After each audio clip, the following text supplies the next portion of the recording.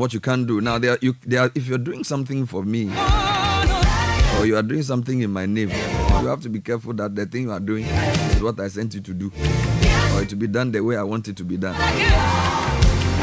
So in whose name are you doing that?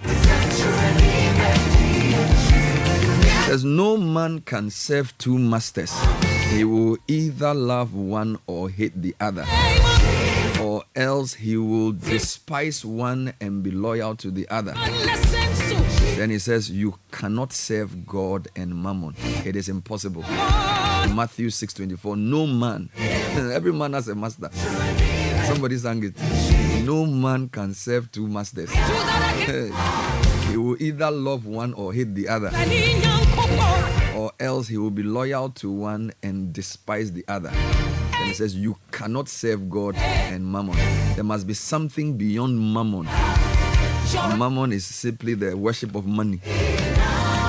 Oh yes, money is good, but money should not be your master. Oh yes, it sounds old-fashioned, but it's true. We don't measure everything by how much money it gives. We don't accept programs because of how much you will be paid. We don't preach because of how much you will be given. There must be something beyond money. Service to God is actually service to man. So it must be for the building of lives. So that business is good to make money, but it must also build lives. It must actually build lives first. You make lives better. You make people better. So whether you're a doctor, you're a lawyer, you're a judge, you're a pharmacist, you're a media practitioner. If money is your master, you are doomed to fail. It must be to build people and lasting systems, legacies that outlive you. Oh yes. If you serve God, you will help people. If you serve money, you will destroy people. Very simple. Business Sense brought to you by ADB, the People's Bank. Reach out on 0302210210. Let's give you a better deal to make your business a more thriving enterprise. ADB, the People's Bank, ADB, truly a Greek and more. 6:29 on Wednesday morning. And we're starting off with a newspaper review, or rather the news review, including newspapers, websites, and other portals. And this is sponsored by Total Energies.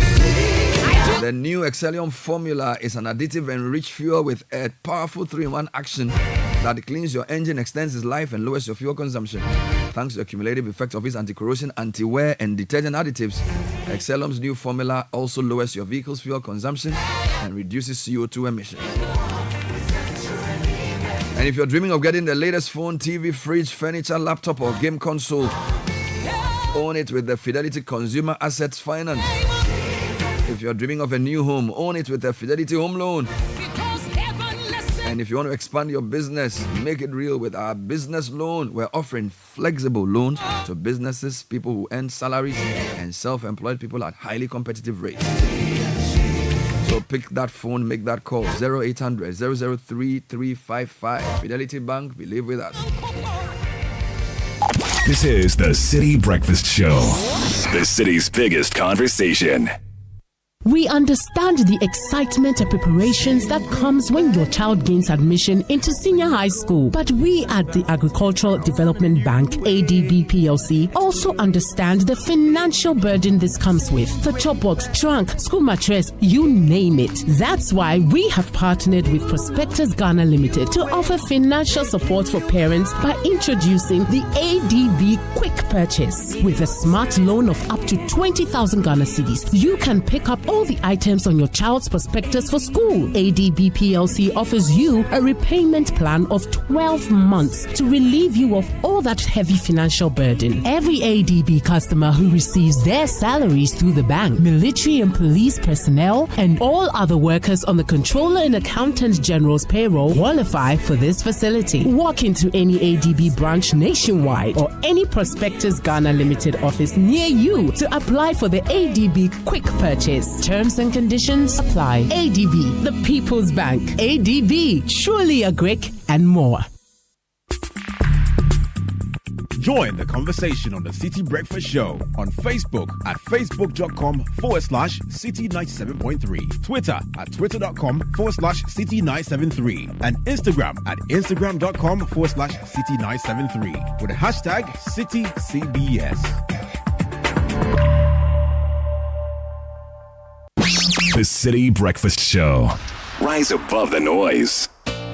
Well, I say all the massive run and come in. I know the zero is back for the dance and sing. And all the massive come here for let's have some steam. Mister.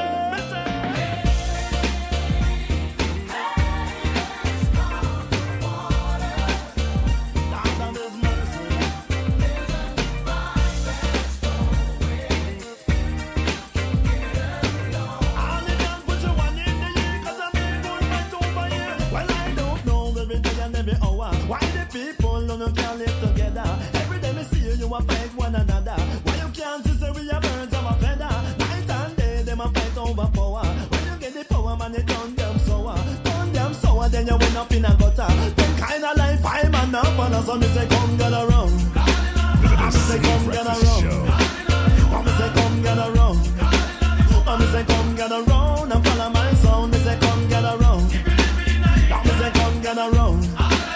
I'm say come get around. I'm say come get around and follow my sound. Me sing.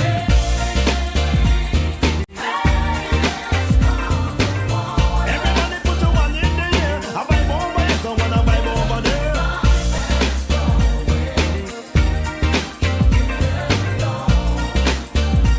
6:33, straight into the headlines. Newspaper review. Citi Breakfast Show on Wednesday morning. You know what's funny? Sometimes when, like when they ask you what's the time, they are not really asking you like whether it's 6:30 or 7:30. They want to know, say, what's the time? You know what time it is.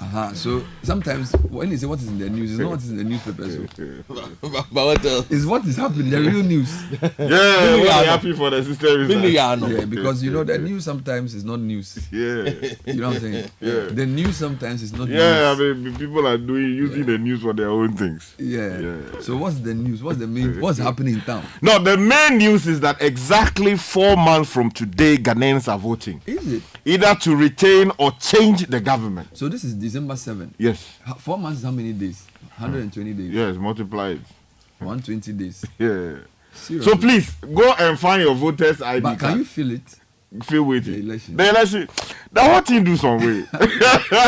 I'm not feeling it. Like, you know, Charlie, when I started this work, election be serious, but we no. were doing campaign to but move around the town. But it's not a good thing.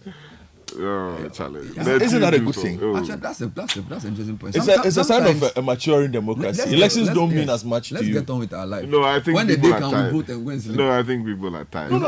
People have greater They concerns. should even do campaign period 3 months. From maybe primaries to everything, the 6 months finish. After that, politics banned. Let's live life. No minister on air discussing nothing. Let's just move on. Then when it's maybe if you ban the opposition June election year, then we they start. should talk. They should talk. Throughout the year. Allah. Maybe we can talk twice. That's the only way people survive for the system. They talk, you know. That's how they survive. And say, "Oh, challenge you know, me cocaine yamao, me cocaine yamao." But is that helping us? I know they will give them something. Because so the point is, look, some countries they do election period, and then they. Maybe to be fair, even though they are not in election season, they still do politics. Yes. So like even the British, you'll be there, no, then they'll drop some bomb, they'll drop something. So maybe, but we should minimize it. Oh yeah, that's because the things we need to do are not necessarily political arguments. Yeah, that's there are things we need to build. Yeah, not to build a and nation. we are not, Charlie. We've taken our eye off the thing. Yeah. Anyway, so let's see what the papers are saying. Okay, so I take you to the Ghanaian Times this morning. At a maiden town hall meeting in Accra, government touts economy's recovery. Says despite challenges, economy grows by some $20 billion. Inflation has dropped from 54% in 2022 to 22% out of June 2024. And the photograph of Dr. Mohammed Amin Adam, who is the minister responsible for finance, is here on the front page. Also on the front page this morning, government bans lease of public lands by public institutions and individuals. The question is, what's happening to the Achimota Forest? So the Honourable Minister has to answer that question. Election 2024 campaign. I'll consider Kusong region That's coming in from President Mahama. And uphold principles of founding fathers to propel national development. That's coming in from Dr. Belvia. I'll take you to the front page of the Daily Guide this morning. That's where I'll start from. National security justifies 6 million Ghana Citi Boku budget. That's one. That is the 3 HARC bishops jailed for contempt. Nana calls for Gulf of Guinea Commission review. I'll preserve traditions, customs. Dr. Baumia, kneeling before Odene Hunkwafu Akuto. The third, Akwemuhene. Okay, let me take you to the Chronicle. Akufo-Addo adds $20 billion to Ghana's GDP, quoting the finance minister again. Also, government has invested over 176 million Ghana cedis in SMEs since 2021. This is according to Frema of Paris. The question is, are we seeing that in the lives of our MS? Yeah, that's right. That's the question. And then also, we will introduce cooperative mining. That's according to President Mahama.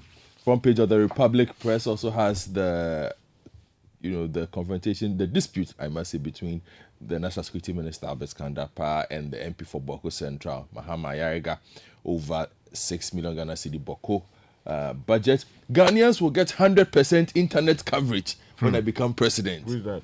Baumia. Oh, I see. The Finance Minister begs for forgiveness, blames hardships on DDEP. Professor Pukwajiman calls on voters to reject NPP's vote buying tactics. And this one, Olympic swimmer kicked out from Olympics after sneaking out to meet boyfriend. Oh, Charlie, something small. The new publisher says, and the king blessed Napo. Comes with a photograph of the Asante Hene and Matthew Opoku Prempe apparently receiving a blessing here from the Ashanti overlord. Also, Boku conflict, National Security Ministry schools Ayariga on the price of peace.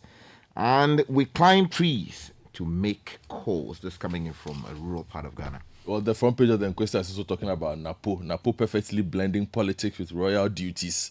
It's on the front page of the paper. On the questions about DRIP, the Inquisitor says MLGDRD directs minority. Seek answers from DACF Chief of Staff. The Daily Searchlight, dangerous diatribe. Mahama politicizes Boku conflict.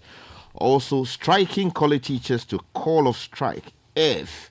And Dr. Educhum prays for promoting STEM education in Ghana. The front page of the Herald newspaper says that PAC chairman asked to probe GRE bosses Tata deal. Kandapa is on the front page of the paper.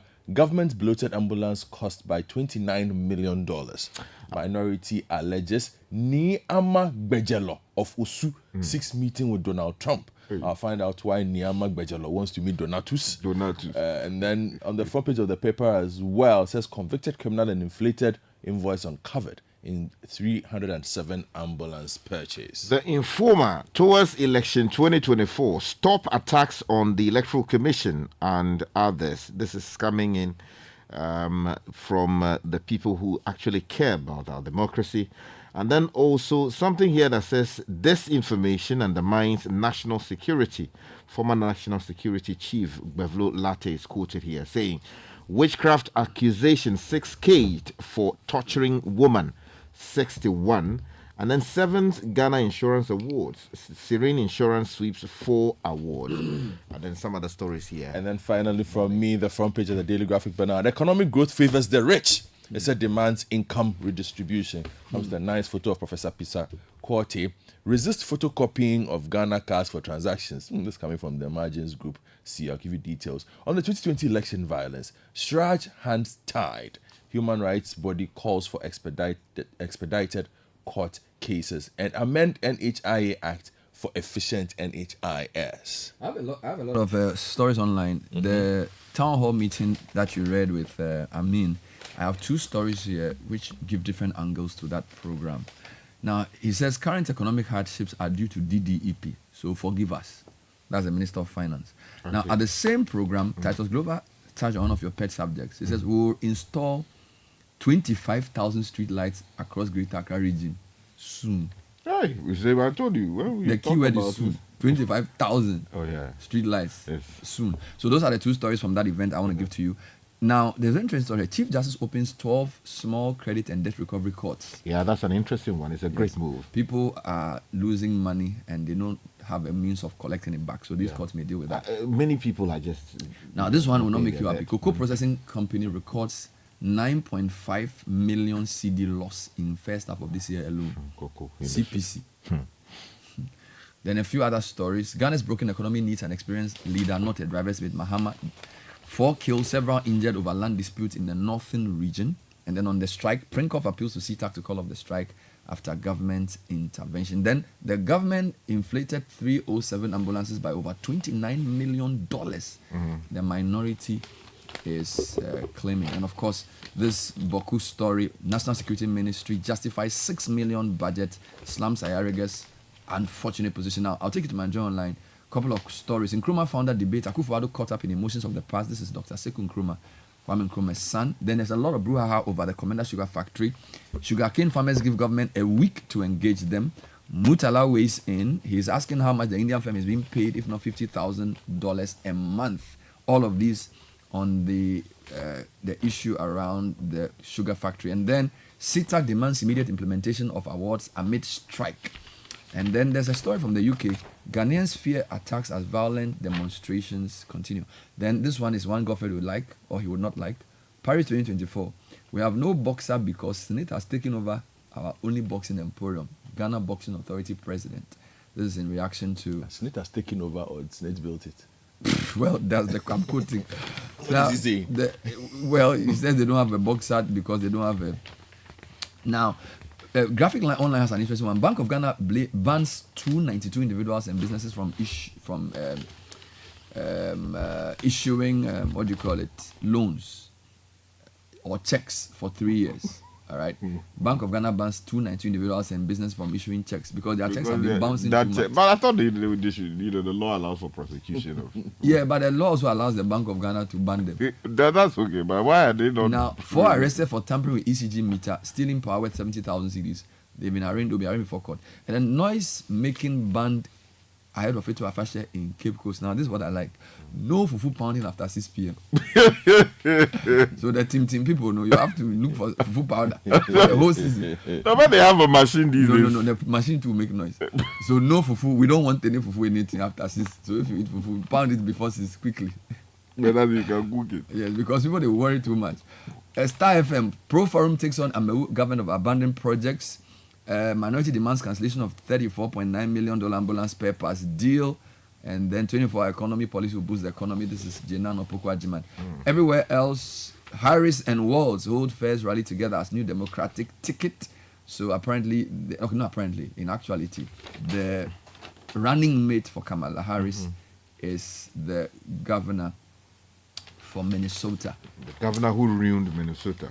Oh, why are you doing politics with this matter? In Minnesota, saying you in Jerusalem, how do you know what's happening in Minnesota? We all saw what happened during the Black Lives Matter demonstration. Please. And how Stop your propaganda. It's not propaganda. These are facts. It's not what facts. These are Start with from Minnesota. What Donald Trump. The story on page 11 of the Ghanaian Times says government bans lease of public lands by institutions and individuals. The story is by a Times reporter.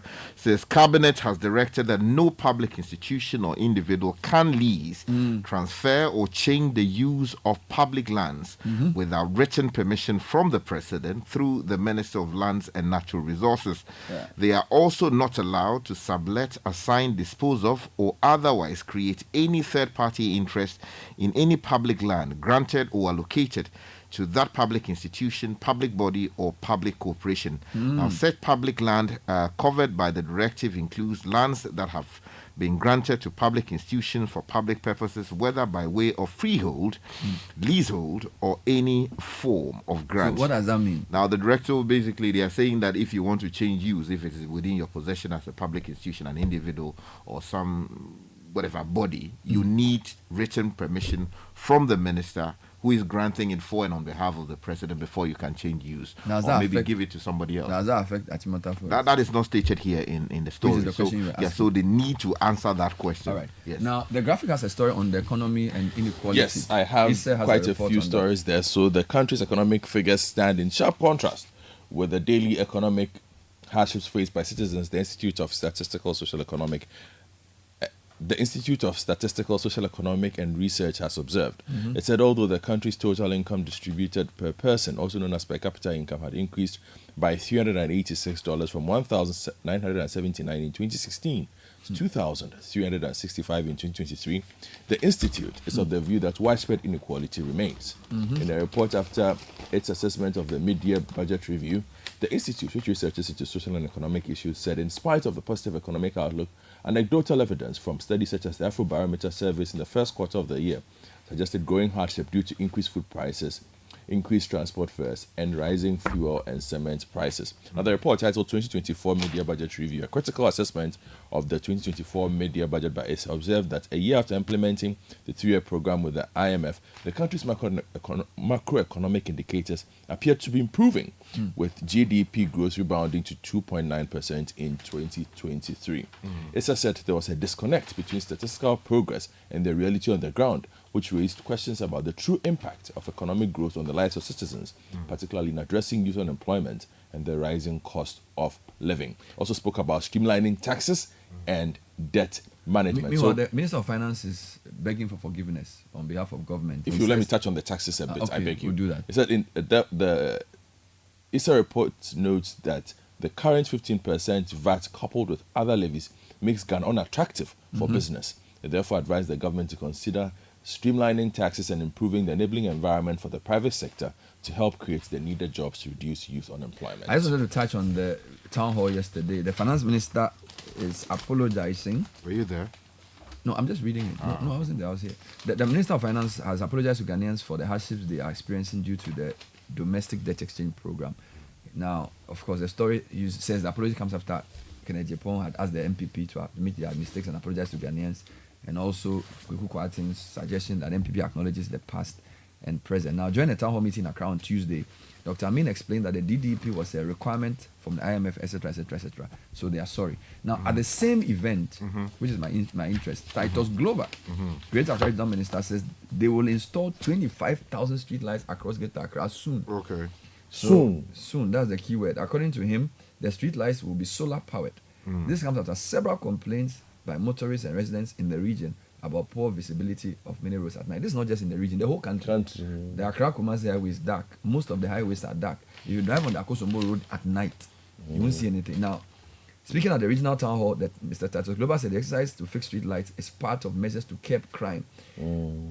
So he's using the crime angle. Some people even talk about the road safety angle. So he then spoke about government supporting the region to make sure they light up the entire region with some street lights in phase 1. 10,000 street lights were distributed in 2022. Really? So 10,000 street lights were distributed in 2022. And what happened to them? 20,000 in 2023. And in phase 3, we are going to do 25,000. So where are they? There is a process in place where a company wants to partner with the regional coordinating council to do a solar one at the Tema motorway. They will do a pilot from Shiashi through the airport to 37 to Accra Central. So wait, 10,000 street lights in 2022, 10,000 in 2023. We need the places where the street lights are. Yeah, that's so it means there are 20,000 new street lights since 2022. Yeah, the question is whether they were actually fixed or that they had been relocated to places they ought not have been relocated. He said the government supported the region to make sure we light the entire region with street lights. He says 10,000 were distributed. Okay, wait, do you distribute street lights or install them? You distribute them for installation. By who? We need to call him this morning. We need to go into that. But then also, I think there has got to be serious transparency into how the contract will be allocated. Because we just don't want to... No, he's saying the things in phases, so it's already been done. No, I understand. You see, what I'm saying is that, when we sit here and we talk about the problems, the institutions want to do something about it. Yes. I don't want a situation where they are using. Okay. No We're problem. talking the problems create an economy for people. No wahala. There has to be transparency. I hear you. Yeah, that's what I'm talking about. But let me just quickly remind you that election 2024 is happening in exactly 4 months. And there are a number of political stories here on the front page of the Ghanaian Times. So one talks about Mahama saying he will consider the Kusau region. And the story in the Centre's Press says that former President John Dramani Mahama, the flag bearer of the National Democratic Congress NDC for the 2024 election, has said he would consider a request to carve a region out of the Upper East region if he wins the election.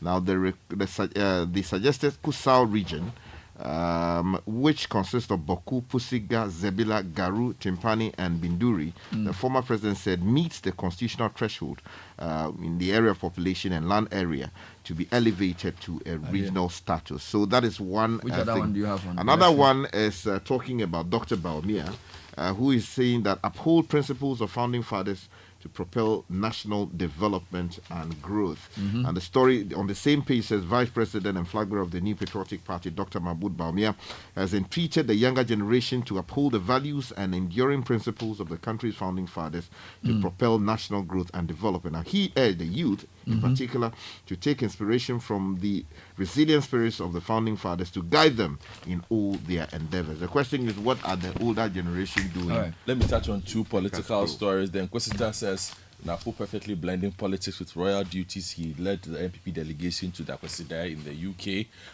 The Daily Guide reports on page 6 that Dr. Baumia is visiting the Akwamuhene Odeneho Kwafo Akoto the third.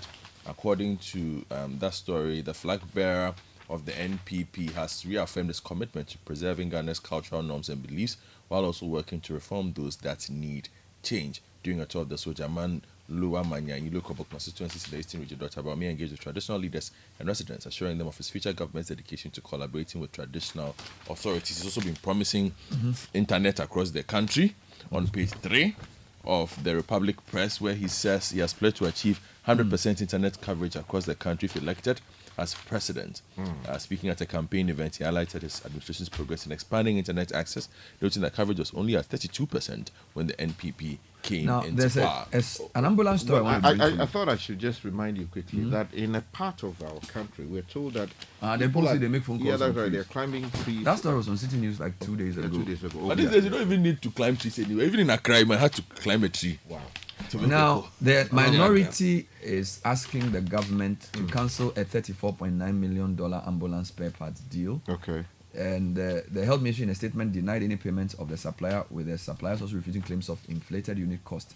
But addressing the media and parliament, Chairman for the Government Assurance Committee, Okujetua Blakwa, insists the inflated contract was awarded to the company belonging to the daughter of President Akufo-Addo through sole sourcing.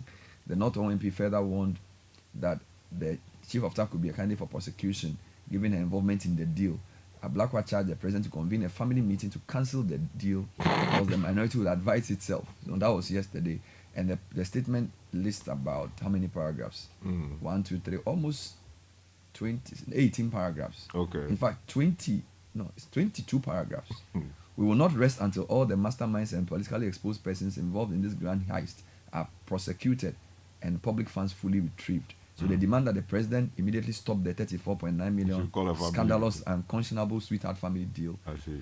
Instruct the chief of staff to desist from mounting pressure on the ministers of health and finance to make unlawful payments, and urge the OSP to expedite investigations into this, what do they call a putrefying scandal. Now, still on issues on money, the cocoa processing company has recorded a 9.5 million CD loss.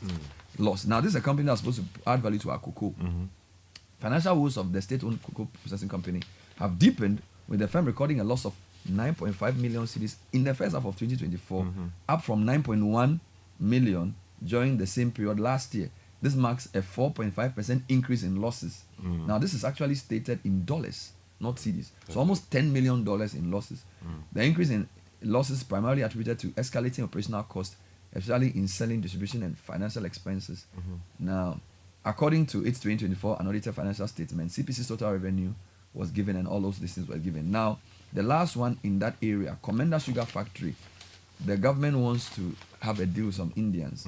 Sugarcane farmers are giving government a way to engage them, and they are basically saying that they don't approve of government decision to import semi-refined sugar for the operation of the facility without first engaging them. Well, there's some war of words going on between the Minister for National Security and Mahama Yariga, who is a member of parliament for the Boku Central constituency. That story is captured by the new publisher. Page 3 has the details, 2 paragraphs of that story. It says the Ministry of National Security has publicly cautioned Mahama Yariga, member of parliament for Boku Central constituency, to stop playing partisan politics with the Boku conflict and the genuine efforts by government to ensure or restore peace into that particular area. Now, the ministry further urged Mr. Mahama Yariga to stop making propaganda statements that have the potential to disinform and misinform the citizens of Boku, reignite tensions, and endanger the lives of state security personnel and intelligence personnel within the area. It all has to do with whether the government is overspending or not spending in the area in efforts to maintain peace there. How much is involved? National security checkbooks, for some reason, people just don't know how much goes in. They tell you that, we are investing this much. As to whether we can see receipts on it is an entirely different matter. On page 10 of the Daily Graphic is a very important opinion. No show in Parliament for Consumer Protection Bill after almost 8 years of the NPP, basically saying that the majority of businesses continue to display goods sold are not returnable, which is a clear indication that the goods being sold are not fit for the purpose they claim. It says that Ghana got its first consumer protection draft bill in 2006. 4 presidents have come and 3 have gone, yet the progress has painstakingly been slow, so this needs to be dealt with. And Ni Amak Bejalo Fusu, I now understand why he wants to meet Donatus. He's American. Okay. Meanwhile, Chief Justice opens 12 small credit and debt recovery courts. That was an important one. The Chief Justice, her ladyship Gertrude Tokonu, has opened 12 special courts dedicated to small claims and debt recovery cases. Yes. Now, 8 of these courts are in Greater Accra, 4 in Ashanti. Yes. The courts were created following an observation of a spike in small claim cases filed at the district court in Ghana. The increase has been attributed to cases filed by a single company, Bills Microcredit. Now, Justice Tokonu, at the opening of the court, noted that the data further revealed that over 70% of the total cases filed by Bills were for claims less than 5,000 cedis. People are not paying. People go for loans. Then the BOG has also sanctioned 47 individuals and 245 businesses for continuous issuance of DAT checks. Yes, they know there's no money. The central bank knows that the affected bank customers issued DAT checks on at least 3 occasions between January 2022 and January 2024, despite warnings about the consequences of their actions. So the BOG said the offenders are accordingly banned from issuing checks in Ghana for 3 years, effective 28 June. So they will do Momo and accessing new credit facilities from the banking system. So basically, you are financially banned. Yes. Finally, let me do the finally, I beg you. Okay. The Fufu Master. No, so 22-year-old swimmer said that she had missed her boyfriend and fellow teammate Gabriel Santos. So they went out to sample Parisian nightlife. Now the outcome of this is that country? Brazil. She has been kicked out of the Olympics. Why? Because she ran out of boyfriend. She broke the team. Then this one is also important. The Fetu Afasha is coming. Ogoa Traditional Council has banned noise making. And but no fufu pounding after 6 p.m. Don't do the Kumasi fufu eaters. They worry people. They have to do fufu pounding. They should relocate to Accra. Within the period of the ban, quarreling with the traditional within the traditional area, quarreling, pounding of fufu after 6 p.m. and playing of drums or loud music is prohibited. At this time, there's a ban on loud wailing or mourning. Fishing in the Fusu Lagoon also banned until September 3, and no funeral until September 21. This is for peaceful and respectful environment. I like the quarreling one. This is the Citi Breakfast Show, the city's biggest conversation. Oh, jump on now. Go.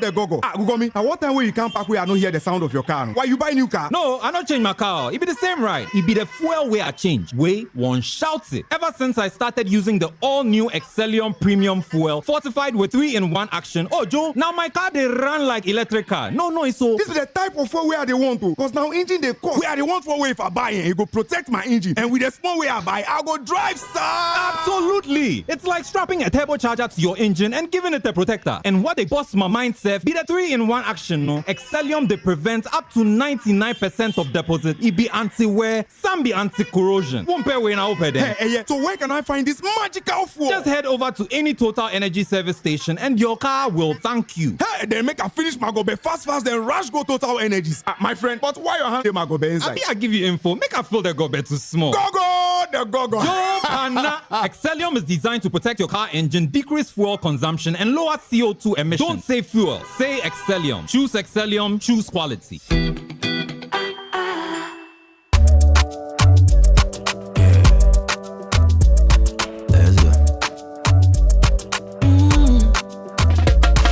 My body, when you wake up in the morning, and you know the money calling.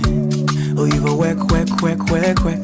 But you know it's out your side. If I believe with us, if I hold my hand and believe, cause you know it's out your side. And when you dream, no say I live for you. And when you hustle every day, when you wanna go, anything you do, I live for you. If I believe I live your side. Fidelity. If I believe with us, fidelity. If I know I lay your side, fidelity. The Citi Breakfast Show. Nashi Kassis has the news at 7. Good morning, Nah. Good morning, Bernard. Hello and welcome to the breakfast edition of the Citi Business News, proudly brought to you by MTN, Goyle and Access Bank. My name is Nashi Kasisa. Coming up, financial woes of the cocoa processing company continues to intensify as the firm records a loss of $9.5 million in the first half of 2023. Also coming up, Bank of Ghana aired to introduce an exchange rate policy to help alleviate the mounting pressure on the cedi. And later, Center for Environmental Management and Sustainable Energy demands the scrapping of the premix fuel subsidy. We'll tell you why.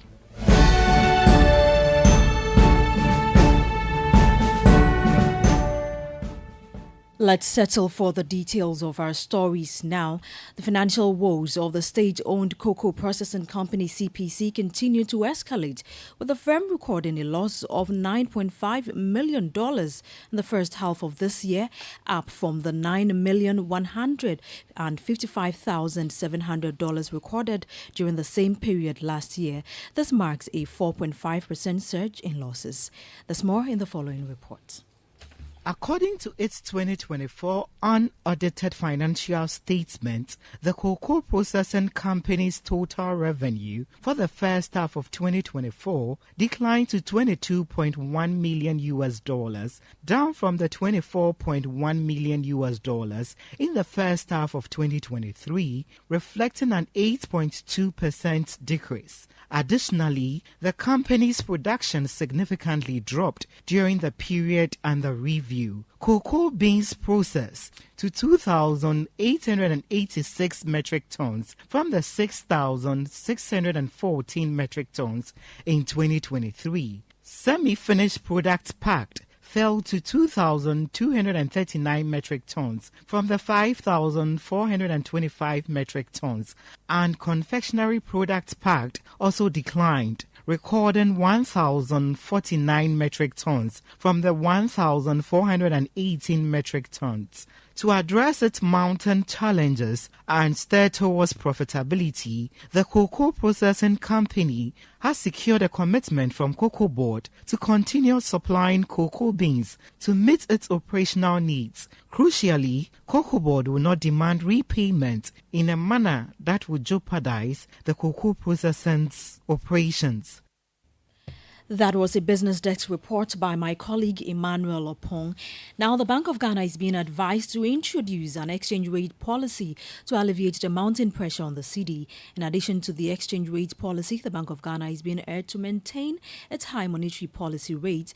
This recommendation comes as part of a broader strategy to curb inflation and stabilize the economy.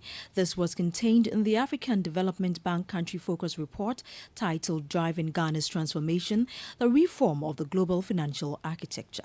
The following report has the details. The report notes that Ghana has over the years experienced sustainable economic growth, but this growth has been associated with weak structural transformation and has recently become unstable. It attributes this low level of structural transformation in Ghana's economy to jobs in Ghana being concentrated and moving to least productive sectors, Ghana underexploiting factors favorable to structural transformation, and bottlenecks linked to the predominance of the informal sector, the high vulnerability to climate change, limited access and high cost of credit, and the high share of young persons not in education, employment or training. The African Development Bank thus recommends for Ghana to pursue reforms aimed at strengthening macroeconomic stability and supporting structural transformation efforts. Key among this is to introduce an exchange rate policy to reduce pressure on the cedi exchange rate. The Bank of Ghana should allow the cedi to freely adjust as much as possible based on changes in other macroeconomic fundamentals, because attempting to resist movements based on fundamentals could undermine growth.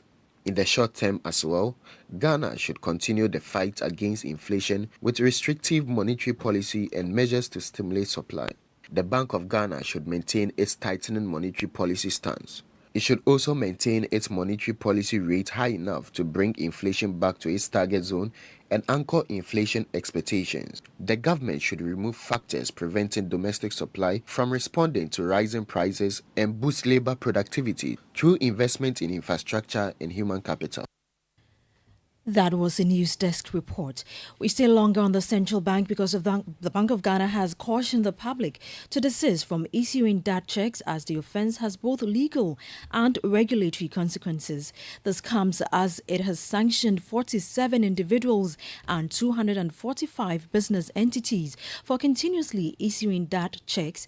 A statement from the BOG on August 6, 2024 said the affected bank customers issued dat checks on at least 3 occasions between January 2022 and January 2024, despite warnings about the consequences of their actions. The central bank also noted that the offenders are banned from issuing checks in Ghana for 3 years, effective June 28, 2024, adding that they will also not be able to access any new credit facilities from the banking system for 3 years. The BOG in the statement, however, assured that it will continue to monitor the payment system space closely and ensure the integrity and soundness of the financial system. Moving on, the Center for Environmental Management and Sustainable Energy has called for the scrapping of the premix fuel subsidy, citing unsustainability, diversion, and failure to improve fishermen's welfare. According to the center, the subsidy has cost Ghana 1.4 billion Ghana cedis from 2014 to 2022, with an annual average of 163 million Ghana cedis. It further bemoans that the premix fuel is diverted, hoarded, and sold above subsidized prices, enriching cartels at the expense of fishing communities. The Director for the Environmental Management and Sustainable Energy, Benjamin Nsia, in an interview with Citi Business News, urged the government to swiftly address these challenges and ensure sustainable management of resources. Just sold at expensive prices or diverted into other petroleum market and sold as gasoline, which also affects our vehicle. Looking at it critically, I think that Ghana is wasting a lot of resources in the name of subsidizing premix fuel, and we shall continue to waste a lot of these resources, which we even think by 2026 there will not be enough or adequate funding for this particular policy. And for that matter, we call for a total scrap of it or review to maybe, instead of input subsidy, which is an agriculture policy that goes to support production. You heard a director of the Center for Environmental Management and Sustainable Energy, Benjamin Nsia, speaking there. Now, telecommunications giant MTN was among the top price gainers on the Ghana Stock Exchange in July, posting a 29.28 increase. This surge comes as latest data from the local bourse indicate that it witnessed a significant growth in July, with the composite index rising by 17.35%. performance brought the year-to-date gain to 43.56%, indicating a recovery in the market. While the GSE Composite Index surged, the GSE Financial Stock Index saw a slight decline of 0.62% for the month, maintaining a year-to-date gain of 10.53%. Among the top price gainers in July were MTN Ghana with 29.28 increase, Total Petroleum Ghana went up by 27.51%, All-Time Ghana gained 25%, Republic Bank Ghana recorded a rise of 8.33%, and Goldline Development Limited went up by 5%. The GSE's fixed income markets also experienced some activity, ending July with a traded volume of 13.87 billion Ghana cedis, a 150% increase compared to the same month in 2023. Treasury bills dominated the traded volumes, accounting for 64.17%, followed by the Government of Ghana bonds at 33.3%, and corporate bonds contributing 2.46%. On the outlook, the strong performance of the Ghana Stock Exchange reflects growing investor confidence and a positive economic outlook. That was a Business Desk report. Now, staff of the produce buying company PBC will hold a protest today against the management's failure to address their grievances. The workers have been dealing with unpaid salaries for the past year and are frustrated with a lack of action to revitalize the struggling company. The PBC has been facing numerous challenges, and the government has been criticized for not doing enough to support the company's recovery. This has left the employees in a precarious financial situation, prompting them to take drastic measures to press home their demands. Now, on the forex market today, the dollar could be sold to you at 15 cedis 85 pesos. The British pound could be sold to you at 20 cedis 10 pesos, and the euro at 17 cedis 10 pesos. And that's it for the breakfast edition of the Citi Business News, proudly brought to you by MTN, Goyle, and Access Bank. My name is Nashika Caesar. Many thanks for spending your time with me. Do have a great business day. Beautiful people, we are live in town, soaking in the excitement about the partnership between Access Bank and PABS, revolutionizing the way people move money across Africa. Let's hear directly from those reaping the benefits. It's a relief. Anytime I send money back home, my family receives exactly what I send them, instantly. I'm studying in Ghana, but originally from Nigeria. With this service, my parents send my school and hostel fees directly, and they do it with so much ease. I run a fashion business. Let me tell you, sending and receiving money across Africa without those annoying forex fees has really cut down our operational costs. Benefit from instant payments across Africa with zero foreign exchange hassle. Visit our website www.ghana.accessbankplc.com or call our toll free on 0800 00 4400 for all your cross-border payments. Pass it with Access Bank. Access Bank, more than banking. This is the Citi Breakfast Show, the city's biggest conversation. So it's 30 minutes past 7. That was Nashi Kasisa with the business news, brought to you by Goyle. Good Energy has hit the road with exciting choices to energize your vehicle, giving you more options to take you further. Watch this space for more for your choice. Go, yeah, dear. Access Bank is helping you fly to your dream destination. Book your flights with Emirates, South African Airways, Air Peace, or Africa World Airlines through our bank with our 55 branch network, giving you convenience, easy payments, and security. Pay for your Qatar Airways flights with your Access Bank Visa card and enjoy up to 12% off. Go to africa.visa.com to register or call 0800 004400 for more information and assistance. Access Bank, more than banking.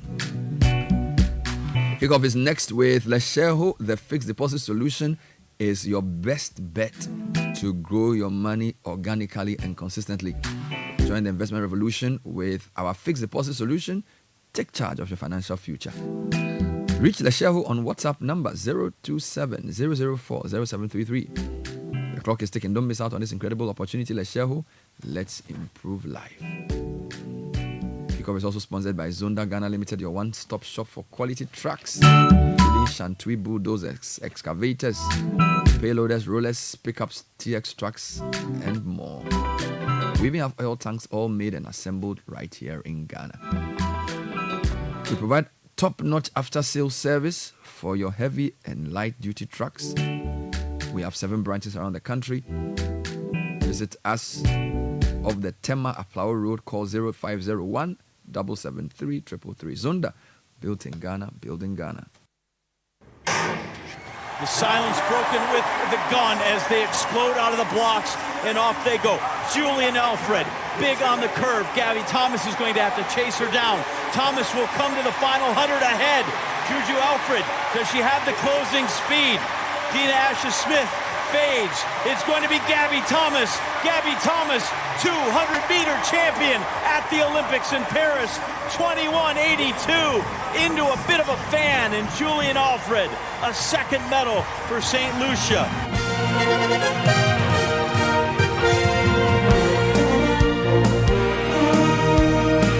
And Gabby Thomas made history at the Stade de France, crossing the finish line first to become the 200-meter Olympic champion. She restored the glory that the United States had been seeking since Allyson Felix's gold medal victory in the 2012 London Olympics. Get to hear from the American after the race. Plus this.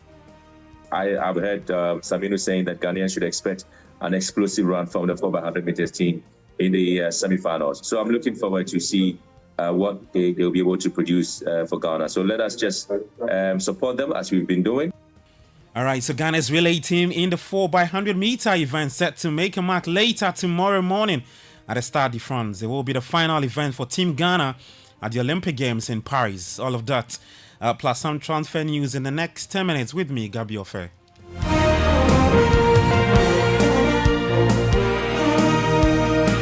And we start today's update from Kumasi, where Ghana's 2025 Africa Cup of Nations qualifier against Angola will take place at the Babayara Sports Stadium in September, with our kickoff time scheduled at 4 p.m. Now, the Black Stars will face the Sable Antelopes of Angola on Thursday, September 5, before heading to Niger for their second Group F match on Monday, September 9.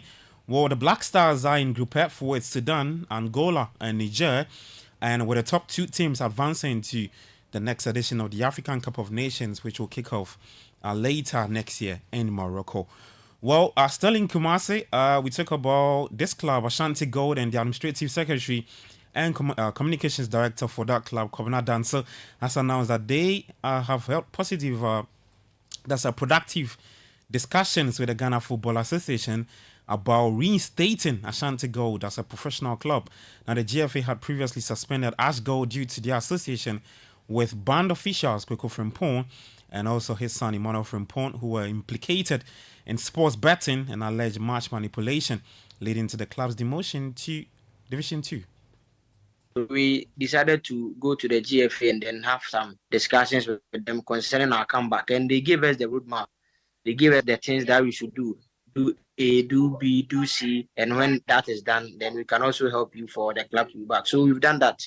So very soon, our supporters, they will see that the FA will bring the official communique that as good once again has been admitted as a professional football club in Ghana. Okay, so with the GFA, you see, with our ban, we were demoted to the second division. Then subsequently we were suspended. So when the suspension is being lifted, it means that we will come back as a Division 2. So that is where the club will start our journey from. You go and start from the second division, and then hopefully.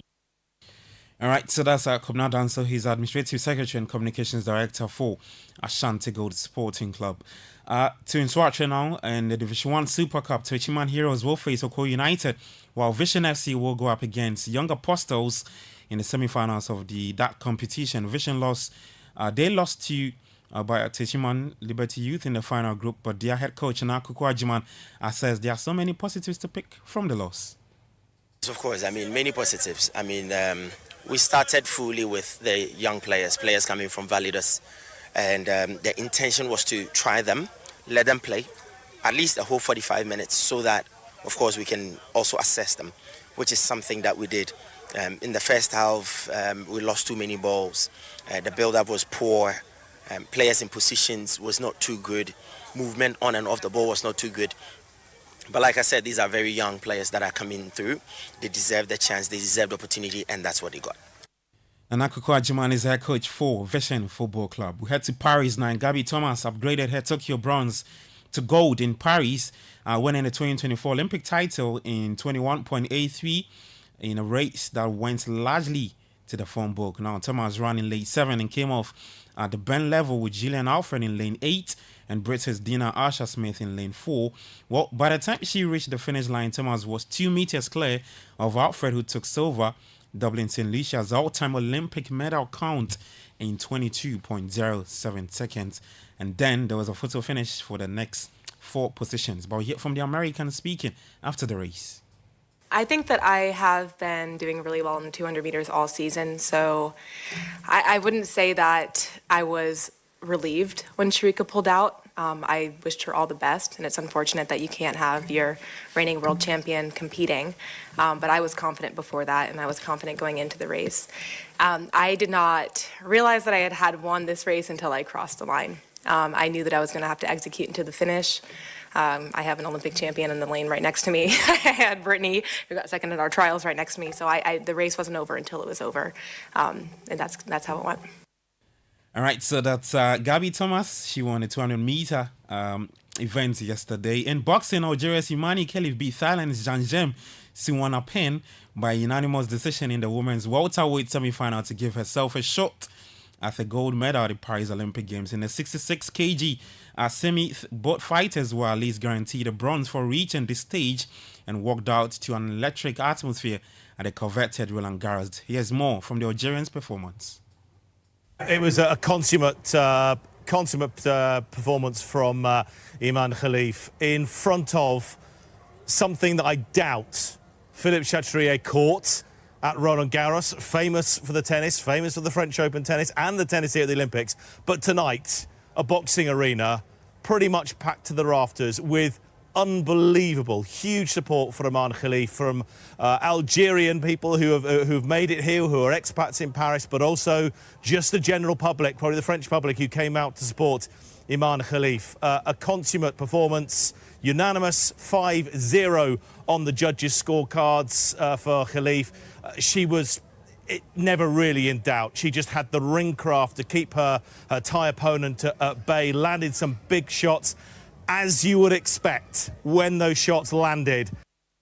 All right, so big win for Algeria's Imani Khelif in the boxing event, the 66 kg that happened last night there.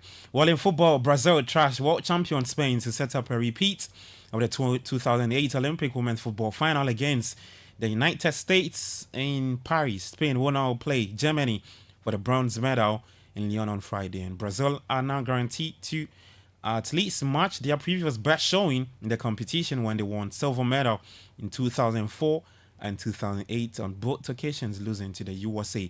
Talk of the USA, they continue their campaign for a 5th straight Olympic gold medal with a 1-2-2-8-7 victory over Brazil in the men's quarterfinal of the basketball event. The Serbs also set up a fixture with an overtime victory against Australia in their quarterfinal game there. Well, later tomorrow, watch out for Team Ghana in the relays event, and it's Ghana's final chance of making an appearance in an event final at the Games in Paris, and that's rest on the shoulders of the men's 4x100 meter relay team. The team is scheduled to run in the semi-finals of the 4x100 meters at 9:35 a.m. Ghana time in the second of 2 heats for a place in the finals. The top 3 finishers in each of the 2 heats qualify automatically to the final. But Ghana's team consists of Ibrahim Fuseni, Benjamin Azamati, Isaac Botio, and Joseph Paul Amor. But here's Benjamin Willie Graham on tomorrow's event. I think the issue basically has to do with the fact that, one, before coming into this competition, Saminu was the fastest athlete in the Ghanaian team with 10.02. And so obviously he was top ranked or top rated. Azamati was equally top rated by World Athletics. Now the 4x100 meters team is also top rated at 7th in the world as well. So their performance in Bahamas, that is what has catapulted them to the semifinals. So they're starting straight from semifinals, like the other 16 countries that are here for the 4x100. So basically, I would say that it's a morale-boosting performance. I've heard Saminu saying that Ghanaians should expect an explosive run from the 4x100 meters team in the semifinals. So I'm looking forward to see what they'll be able to produce for Ghana. So let us just support them as we've been doing. And I mean, there's a talk about, Saminu also beating Omanyala, the Africa's fastest man at the Olympics. So clearly, it's a motivation to him. Okay, so all the best to Team Ghana later tomorrow. And so Team Ghana will compete against Liberia in lane 2, Brazil in lane 4, China in lane 5, Canada in lane 6, France in lane 7, Jamaica in lane 8, and Germany in lane 9. All the best to the team. Wrap up with some preseason games played last night in Dortmund, and Villarreal played out a 2-0 draw at the Cash Point Arena in Austria. Chelsea, they lost again, this time to Madrid by 2-1. AC Milan also beat Barcelona on penalties by 4-3. That's your sports this morning. For more, you can head to citisportsonline.com and on X at citisportsjh. Kickoff was probably brought to you by Shell, Lesheho, and Zonda JH. My name is Gabi Ofre. Back later at 5 p.m. with Sport Flash. Enjoy the rest of your day. Do take care and bye-bye.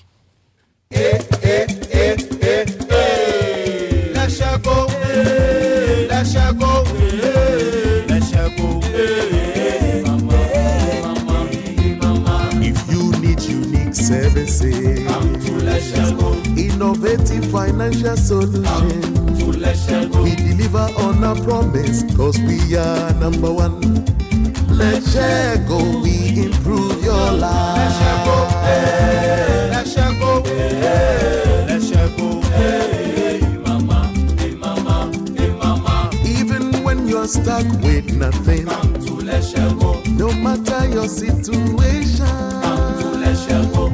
Let's share go, we improve your life. Let's share go, hey, let's share go, hey, let's share go, hey, mama, hey mama, hey mama.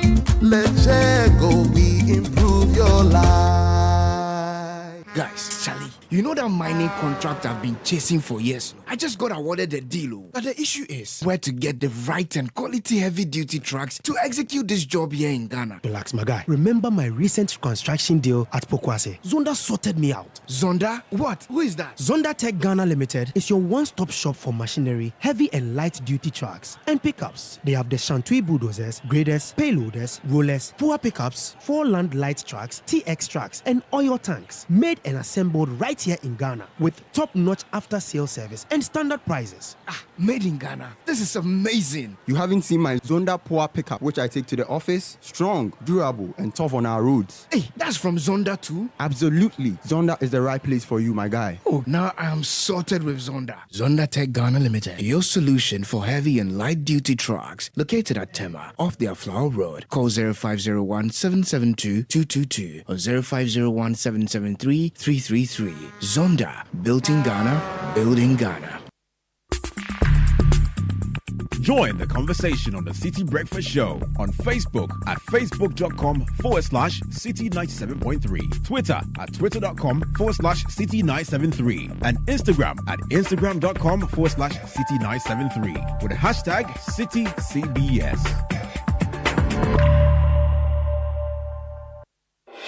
Channel 1 TV is live on DSTV, GoTV, and HD+. On DSTV, find us on Channel 363. On GoTV, we're on Channel 117. And on HD+, get us on Channel 108. On a digital TV, run a new search. But take note that without an antenna, you cannot access Channel 1 TV. Channel 1 TV can be accessed on any free-to-air digital box, like the DSTV and HD+ boxes. Channel 1 TV, telling your story, empowering change.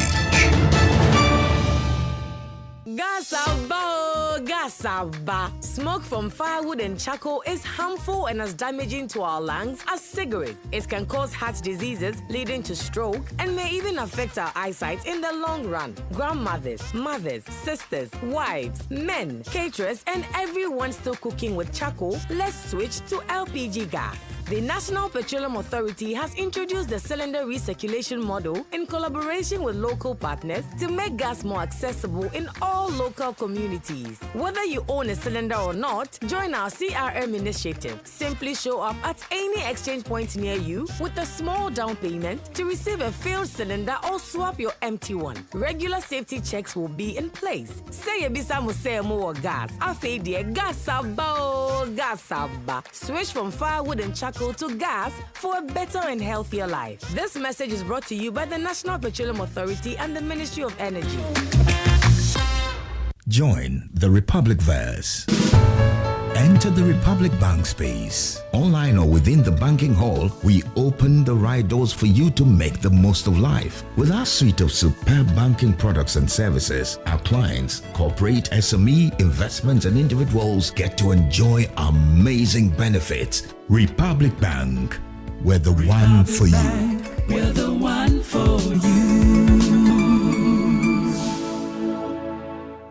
Welcome to the new normal. STEAM education. At Sparks Learning Experience, Science plus Art equals holistic learning, hands-on teaching, creating knowledge anew, experiential learning. That is what we do at Sparks. The future is bright with skills in hand and knowledge in action. Enroll your child at Sparks today and watch their skills come alive. We've got drone piloting, programming, AI, robotics, among others for your child. They will receive exceptional STEAM mentorship from our founder, Professor Fred Magbangaluri. Sparks Learning Experience, where skills shine bright. Admission is open now. Find us at 1 University Avenue, Bukusu, or call us on 055 7637 149. This is the Citi Breakfast Show, the city's biggest conversation.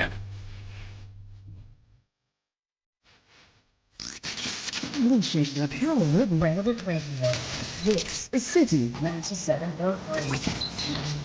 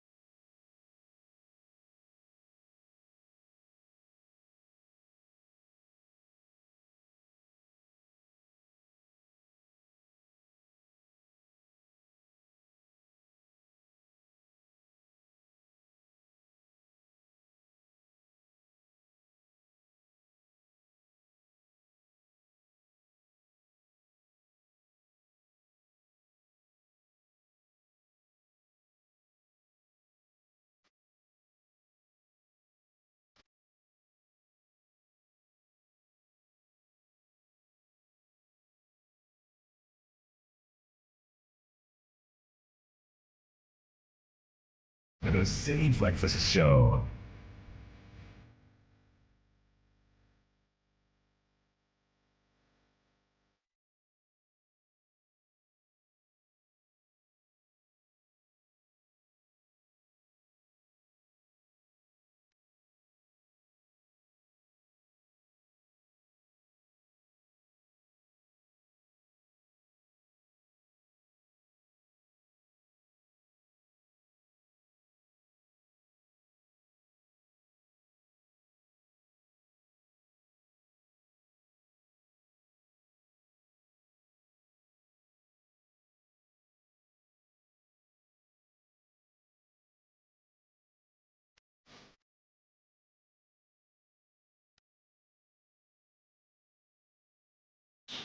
.33.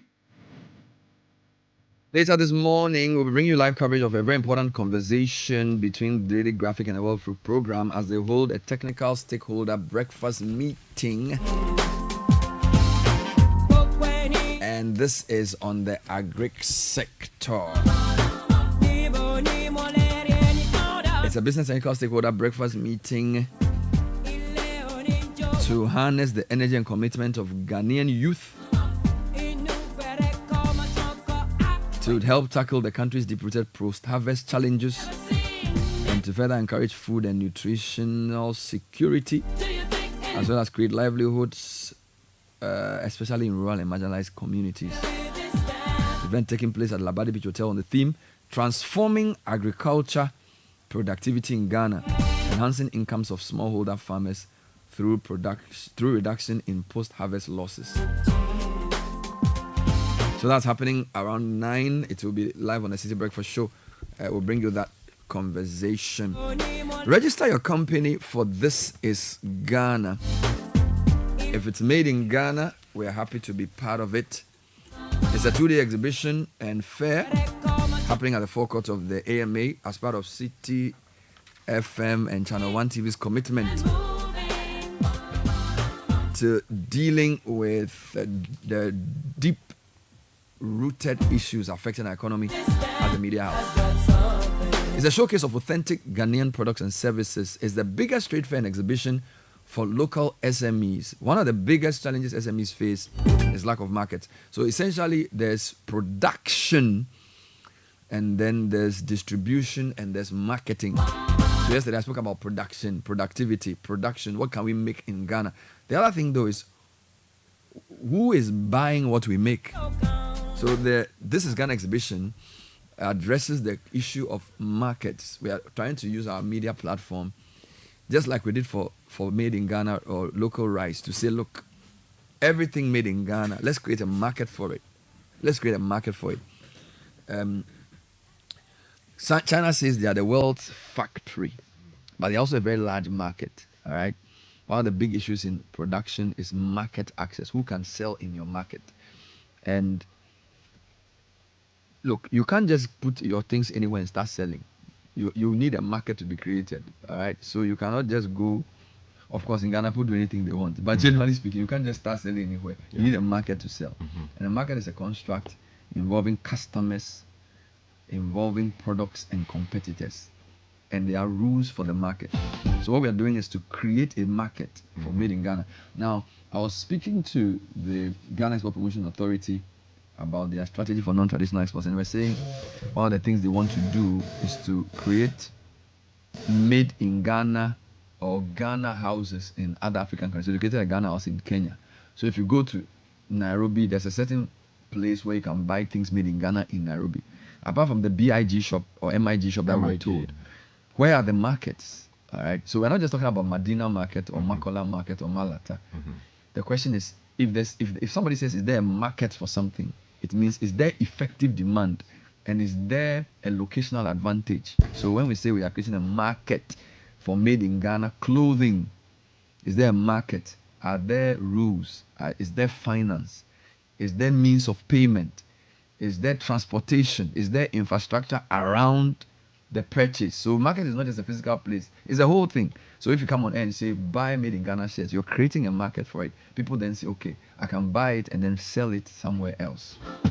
So This is Ghana exhibition is our, and we believe media is not just a platform for reporting news. It's a tool for social change. It's a massive tool for economic decisions. And we also say economics is behavioral. So demand can be stimulated through advertisement. So I was driving somewhere yesterday. Where was I? So where was I? Okay, where was I? Okay, yes. Elwak. So from Elwak going to Bema Camp, all right? So when I pass the last traffic light, before I go on the overhead, there's some small overhead at Bema Camp, before Bema Camp, Gifford Road. I was hungry. I left the office around 5 something. I saw a billboard and there was Chinese food. Charlie Sky. I was salivating. It was, and I think they said seafood something. Yeah. So you see how if you're going to eat Chinese food, they put the starters. Yes.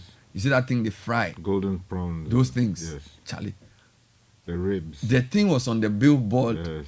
And I saw the thing, and I wanted to drive to the place to go and eat. Blow the thing, Charlie. You know, because media is part of marketing. So we understand this, and we're saying it's not enough to simply come and talk about problems. We also use our platform to create solutions. And we are saying, you, the Ghanaian, one of the ways in which we can build a strong country is to grow strong businesses, local SMEs, startups. Now, it's not just companies that produce, but companies also produce knowledge. So you have these research institutions who come up with great ideas for production. And then you have manufacturing industries. All right? This is what This is Ghana exhibition is about. So there are 3 things you can do. If you're a company, you can register to exhibit at This is Ghana. You can call 0205-973-973. Now, if you are an ordinary citizen, you can participate. Come and see Made in Ghana, everything. So I'm looking forward to the day where you can open your fridge and everything in the fridge is made in Ghana. Looking forward to a day where you can have a bookshelf where every book there is written by a Ghanaian. Looking forward to the day you can enter a shop. All right? So there's China Mall, there's Melcom, there's Palace Mall. Now, the reason you can't get a Ghana Mall is that Ghanaians don't make enough things. Now, even if they make enough things, we don't patronize them enough.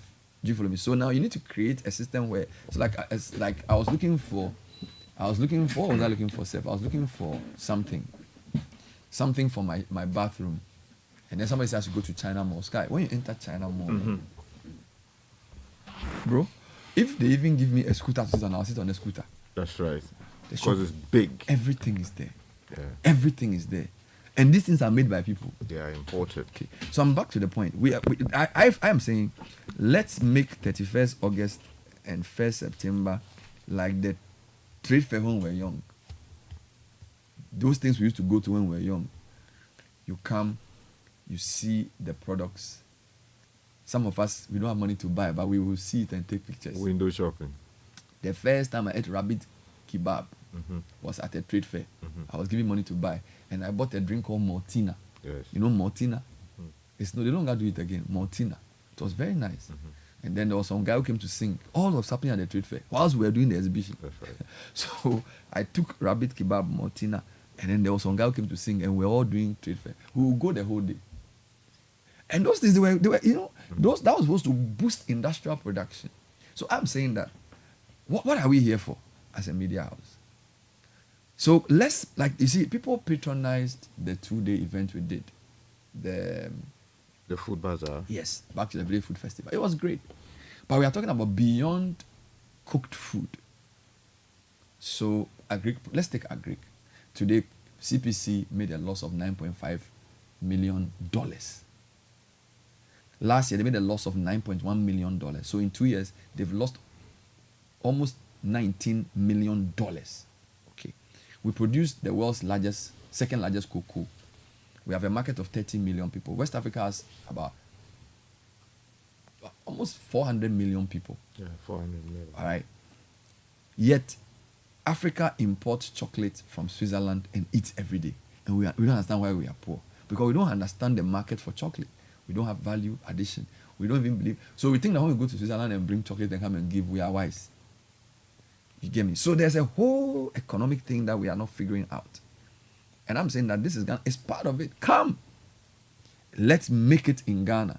Let's buy it in Ghana. Let's process it in Ghana. Let's eat it in Ghana. It's very important. And it's your patriotic duty. It's also self-preservation. I talk about tastes. Somebody said they wanted some chicken. I said they should eat another one. They said it was nice. They didn't know that it was nice. They said, oh, Daddy, you have to buy KFC. I said, no, today you are eating papaya. They said, oh, papaya is nice. You didn't know. They are kids. We use media to project. So we are saying, come together. Now, if we don't create a market for our products in Ghana, what's the point in creating a market in Kenya? If Ghanaians won't eat Ghanaian chocolate, why will Kenyans eat it? Just if a Ghanaian will not... When I went to the US, I met a friend from Ethiopia. He gave me Ethiopian coffee. He says, Ethiopian coffee is the best. Yeah. He said, Bernard, Ethiopian coffee is the best coffee. He gave me like 2. Kenya, they give you tea. Come to Ghana, what will we give you? When you go to UK for your program, do you go with chocolate? Yes, I do that. And you give it 111. So anytime you see a bar of chocolate, this is Ghana. And that we are not just producers of cocoa beans. It's just too hard. That's the problem. Meanwhile, our CPC is losing almost 18 million in 2 years. That's not right. So what am I saying? This is Ghana. It's an exhibition. It's a trade fair. A trade fair is a place you come and see what is available. So it can help you make decisions about what to buy in future. So there are so many things available. All right. Now there are so many companies doing things we don't know. Company doing shirts. All right. So they do T-shirts. Big factory, somewhere on the Cape Coast Road. Lots of Ghanaian employees. Election season, people are going to China to import T-shirts. Maybe this company can do it for them to keep jobs here. If you listen to a US election, every time somebody talks, they are taking our jobs to China. Yep. They are taking our jobs from Minnesota. Why don't we ever talk like that? Unfortunately, when you listen to the US election, every sentence, when I come to power, they are losing our jobs in Minnesota to the Chinese. When I came, because there's a connection between what you produce, what you buy, and people's economic survival. It's only in Ghana that everything should be imported. We shouldn't add value to anything. The only business we know is we could 2 new money for Dubai. Now the 2 cities account. That's how you start. But that's not how you sustain economic development. Right?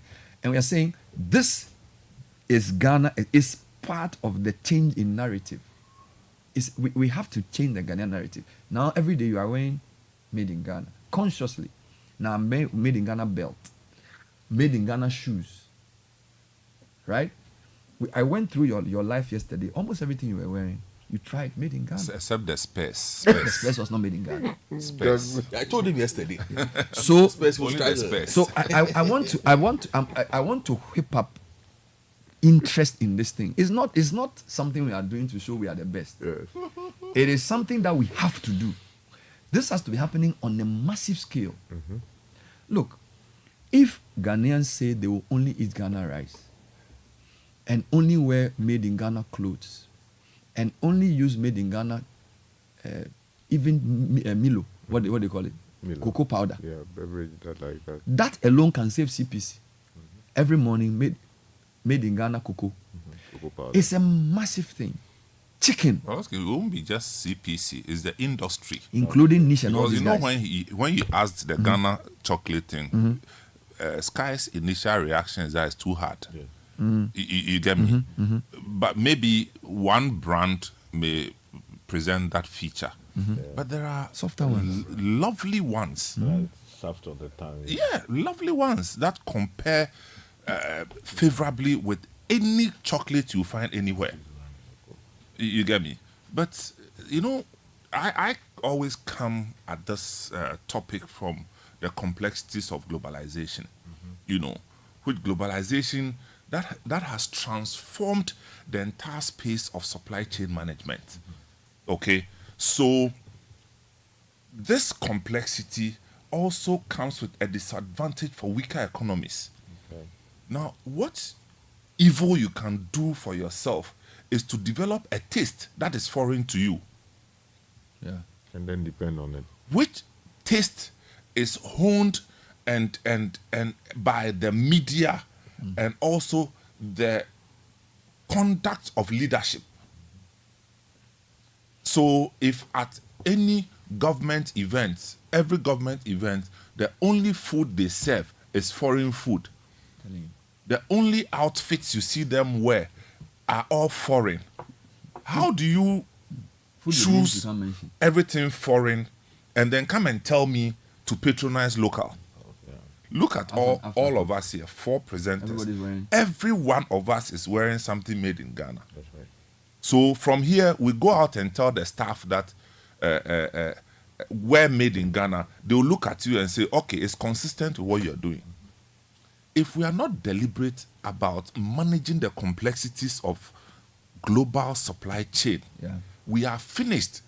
We are completely wiped out. I'll give you a good example.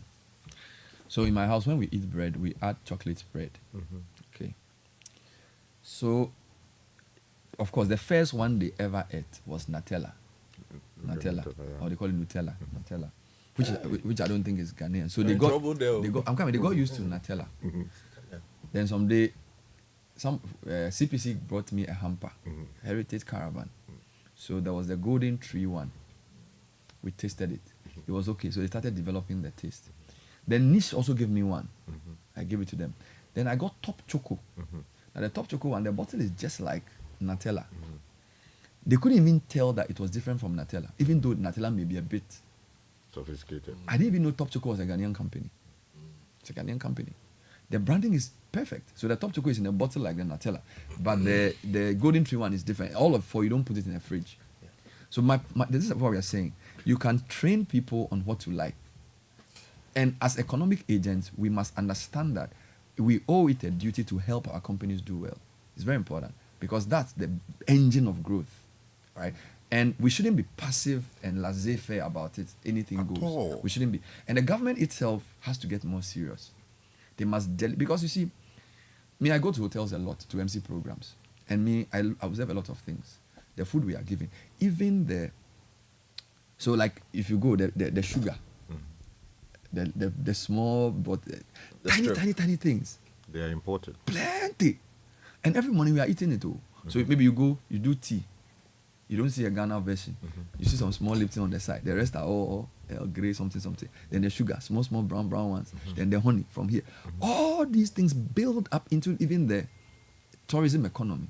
So you see, if you say you are even developing tourism, and you don't have a system where your products can penetrate the hoteling sector, the benefits don't really accrue because the absorption, you see, when you have tourism growing, the growth is not just employing people, but the products they use.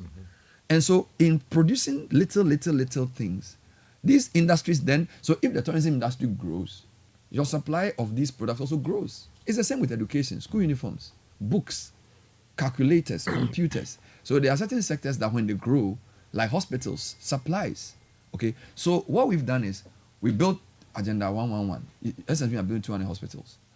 Somebody will make money from you because, number one, you may use a local, in fact, the local contractors say they couldn't finish. You import cement to build a project. Everything you put in a hospital, you import it. Do you understand me? But Agenda 111 should let you start thinking about, okay, which aspect of the hospital can we, because you will buy those things, whether it's gauze, whether it's bed, sanitizers. We just think about, so like we don't, so we say we need street lights. Are you telling me that we can't have a company in Ghana that can learn how to make solar power street lights that we can distribute? You say you are doing, you've done 20,000 street lights in 2 years. So you are doing 45,000 street lights. Imagine if you set up a company and say, your job is to learn how to do street lights so that we'll solve our street light problem by also solving our youth employment problem. Somebody go and procure it from China and make a cut. You say you are doing a drip. You are bringing plenty excavators. You have galamsey.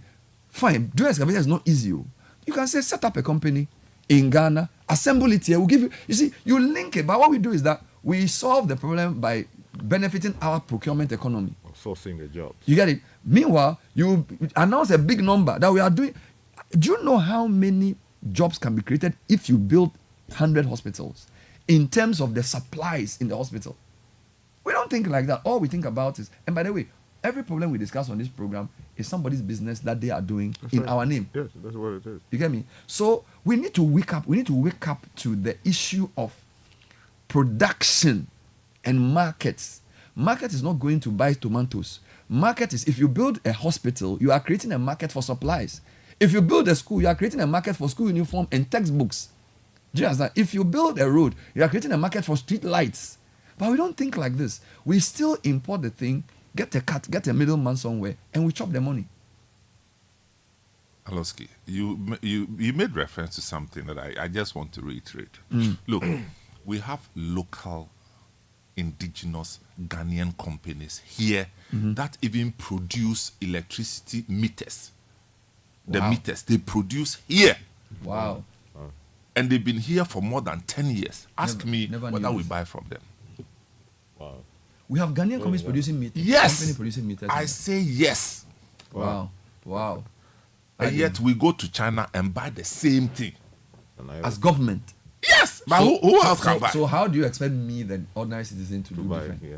So it's not, in some sectors, the local alternatives are there. Now, somebody will say that the local ones are expensive. They will be expensive because at the retail level, it's economies of scale. Of course. It's economies of scale. How much the inputs that go into the manufacturing, when you go to the global market to buy, they won't say that you are from Ghana, so it will be cheaper. Yeah. It's the same thing. But the more, the better.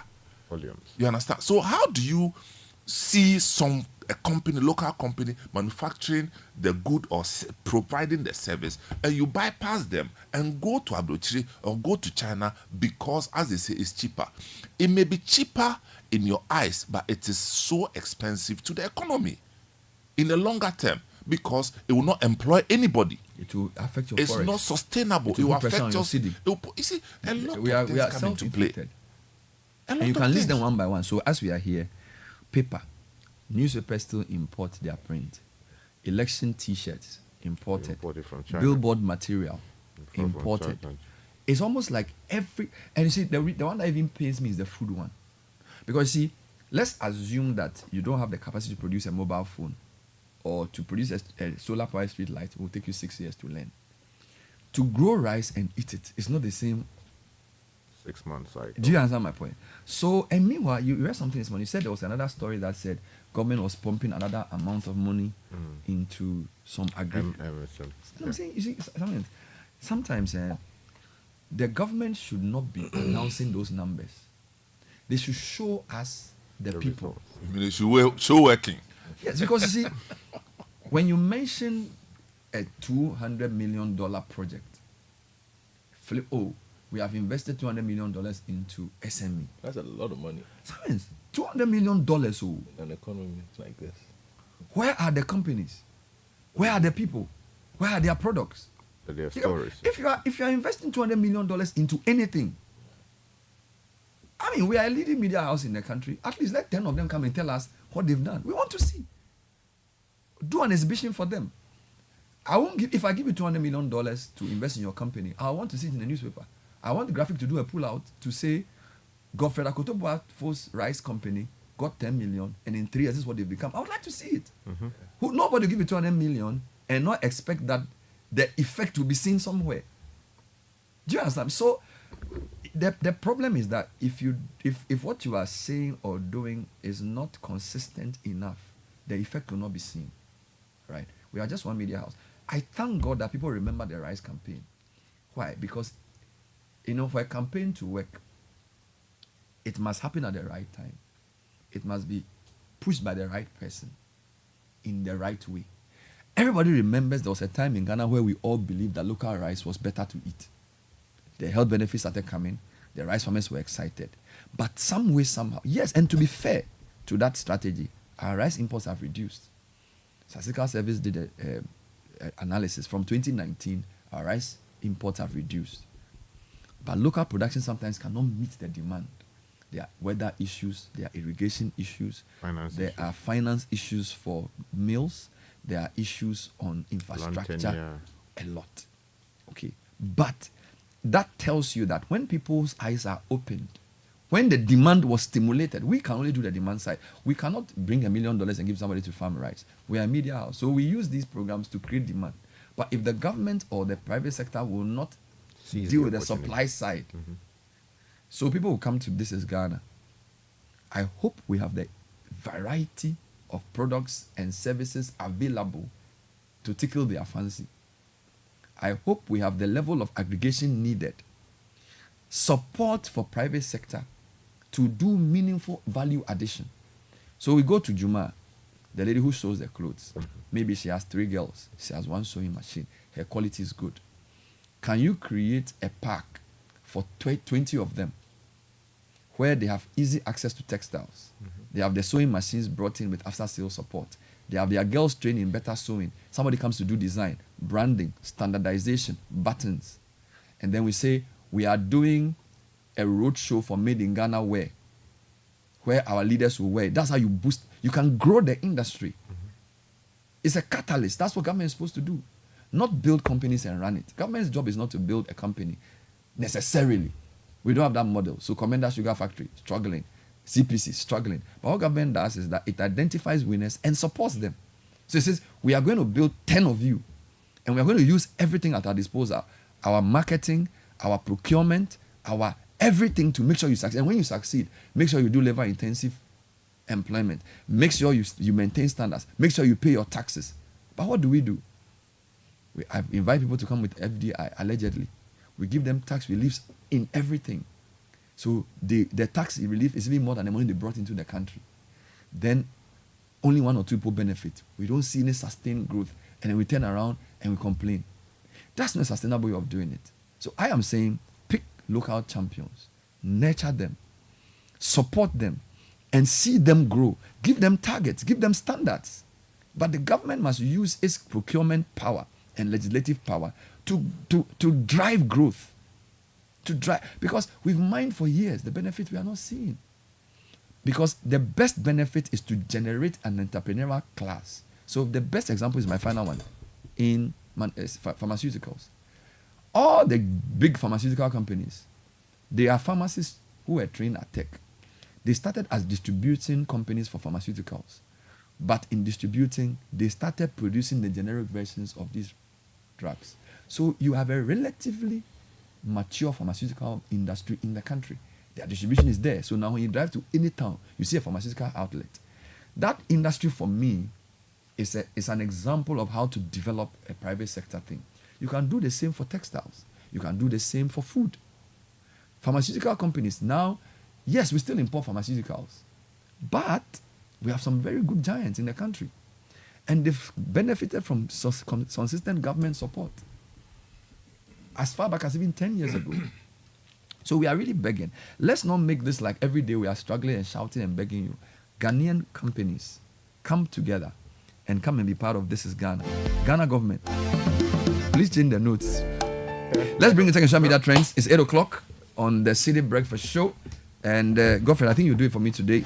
Yes. Caleb will read the announcement. In the meantime, the number to call to be part of This is Ghana, 0205 973 973. You can also WhatsApp that number to register. This event is brought to you by Citi FM and Channel 1 TV in sponsorship with MTN, Koa Natural, Ghana National Gas, Ghana Pay Mobile Money, Piva Beverages, Ghana Exim Bank, Petroleum Commission Ghana, and the Global Share Alliance.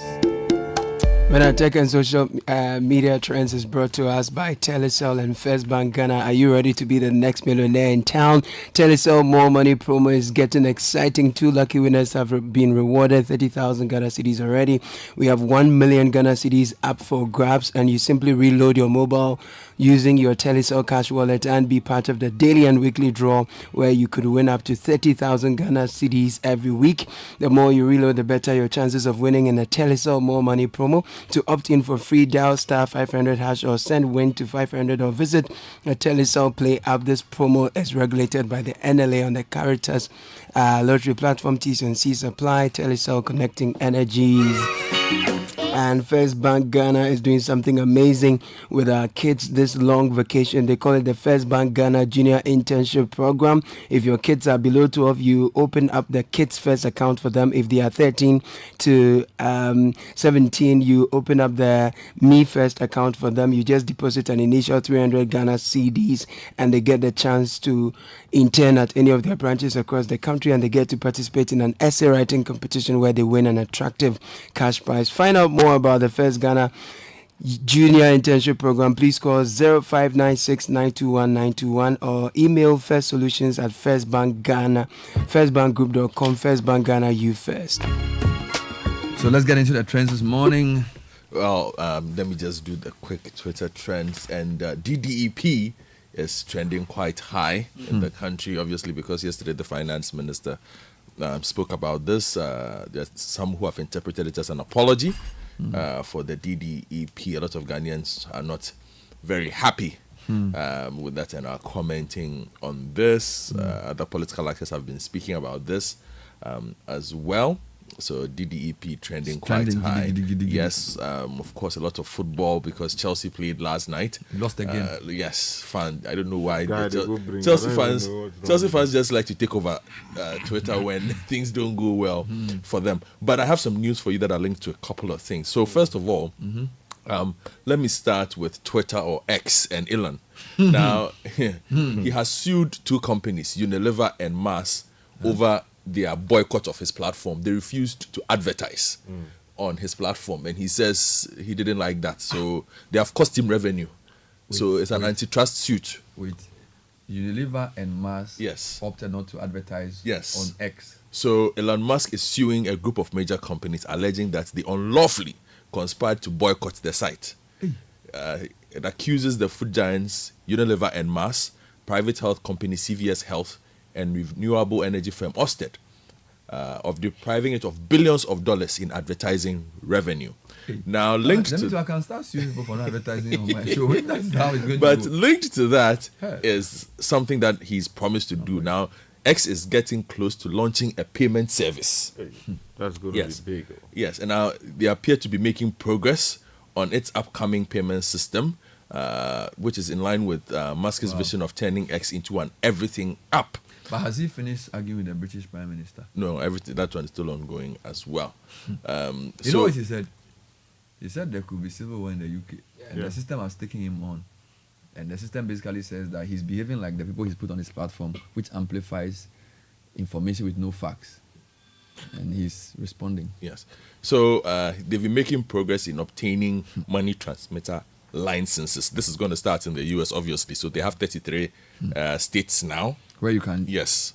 basically they are trying to follow the model of Alibaba, and Now the problem for them is they have faced significant challenges in monetizing through ads. So this is another attempt at finding an alternative source of revenue. Like everybody, they are looking for money. Now, in line with looking for money, Jumia, they've done well. They've reduced their losses for the year and are still looking for more money. Are they still in Ghana? No. So they are planning. They are planning on raising some money so that they can expand their business. And then finally, to wrap up, Meta has introduced 2 new monetization options for Kenyan content creators. These are in-stream ads and ads on Facebook Reels. Now, creators will earn a share of the ad revenue when ads appear on their content, similar to how revenue ad sharing on X, that is Twitter, works. Now, Facebook's competing monetization feature will allow eligible creators to earn money from sharing short-form video content. In-stream ads can appear before, during, or after on-demand videos, while ads on Facebook Reels integrate into original short-form content. So, looks like this will be expanded. So, content creators out here, be on the lookout. Well, in keeping with the Made in Ghana thing we're doing, I think it would be useful if we can turn our attention away from the global giants in the tech space, and then perhaps talk a lot more about local solutions, or local tech solutions that are providing all kinds of solutions for Ghanaian companies, and those that are also taking what they are producing here onto the international stage. That would be really, really useful.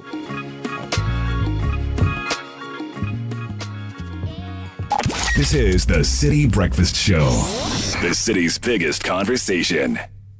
Since 1894, we've witnessed the evolution of a brand and proudly partnered with its people on the path to prosperity. From the ink-stained ledgers of the past to the lightning-fast transactions of today, First Bank has consistently adapted, embracing innovation while cherishing the legacy of our heritage and making giant strides across the globe. It's not just about banking, it's about enabling your success generation after generation. Our legacy defined the past, shaped the present, and in 2094, we'll still be fostering financial security and stability for future generations. We are helping to create a future where the possibilities are infinite, the opportunities borderless, and where the world looks up to Africa. Let's awaken the giant in you. You first. First Bank. Kind of way, tell you how the more money promo now.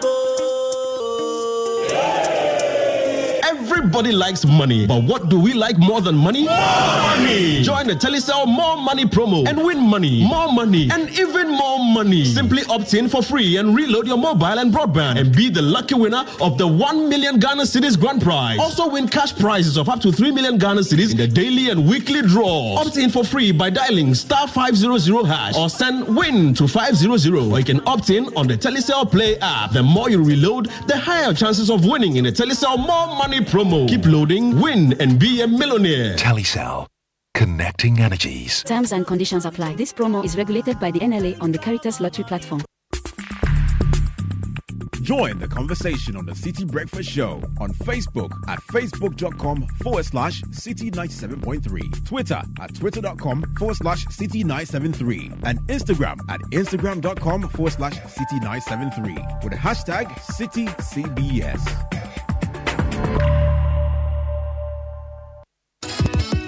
The grand finale of the Literacy Challenge 2024 is here. Congratulations to our top 10 finalists. But the big question is, who out of our top 10 wins the ultimate prize of 10,000 Ghana cedis, the Glitzy Trophy, and the bragging rights as the Literacy Challenge winner for 2024? Support your favorite student, support your school, and let's promote literacy in Ghana. Tune in live to Channel 1 TV for the grand finale on Saturday, 17th August 2024 at 12 noon. Call 0205-973-973 for more details. The Literacy Challenge 2024 is powered by Citi FM, supported by Channel 1 TV, and is sponsored by Ghana National Gas Company, Alive Soap. Feel fresh, feel alive. From the House of Wilma Africa Limited. Fortune spread for bread. Yummy, delicious, always on point. Another quality product from Wilma Africa Limited. Ribby Biscuits by M4 Foods and Prospectus Ghana Limited. Your one-stop shop for all school items.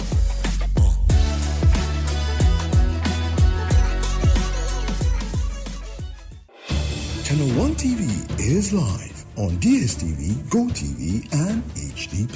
On DSTV, find us on Channel 363. On GoTV, we're on Channel 117. And on HD+, get us on Channel 108. On a digital TV, run a new search. But take note that without an antenna, you cannot access Channel 1 TV. Channel 1 TV can be accessed on any free-to-air digital box, like the DSTV and HD+ boxes. Channel 1 TV. Telling your story, empowering change. This is a special security announcement. Trelidor, Africa's strongest burglar proofing, announces big discounts on all sliding security barriers, roller shutters, and clear guards to protect homes and offices from criminals. Trelidor is fighting rising prices by offering big savings and lower prices. Be safe, secure your premises. Google Trelidor or call 0561 24 24 24. Trelidor, Africa's strongest burglar proofing. Are you ready for the National Sales Leaders Conference organized by Core Event Solutions and MGA Consulting in partnership with the Chartered Institute of Marketing Ghana? It is on the 14th to 15th of August, 9 a.m. each day at the Accra International Conference Center. The special guest of honor is the Minister of Finance, Dr. Mohamed Amin Adam. Don't miss out. For more information, call or WhatsApp 050-2711-070 or visit www.nslcaccra.org to book a seat now. See you there. This is the Citi Breakfast Show, the city's biggest conversation.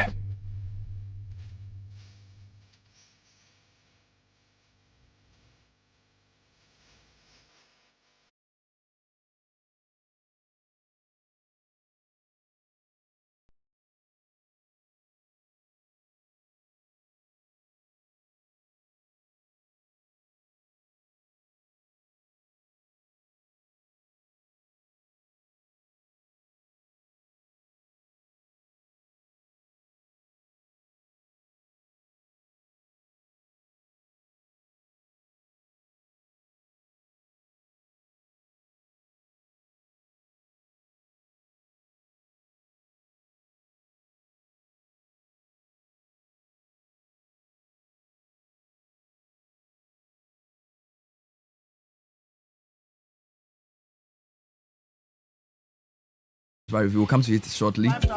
Yesterday at the town hall meeting, regional minister says 10,000 streetlights distributed for Greater Accra in 2022, another 10,000 in 2023, and 25,000 to be distributed this year.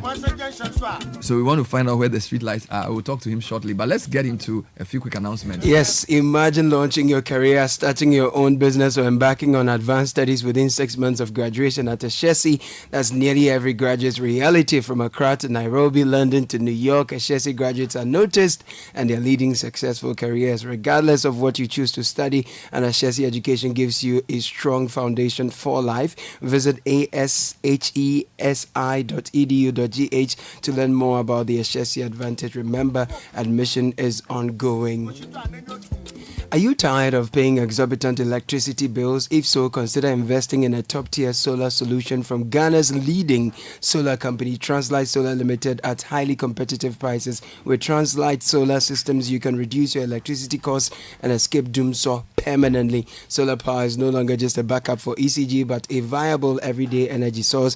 Install a system from Translight Solar and enjoy uninterrupted power supply. Visit us at 98 Boundary Road, East Legon, between ARS in the American house. You can also visit our website at www.translightsolar.com or call us at 0504 249 229 or 0206 542 454 for early bird deals. Everywhere there is sunlight, there is Translight. I must say that they also produce some of the solutions themselves. I mean, locally.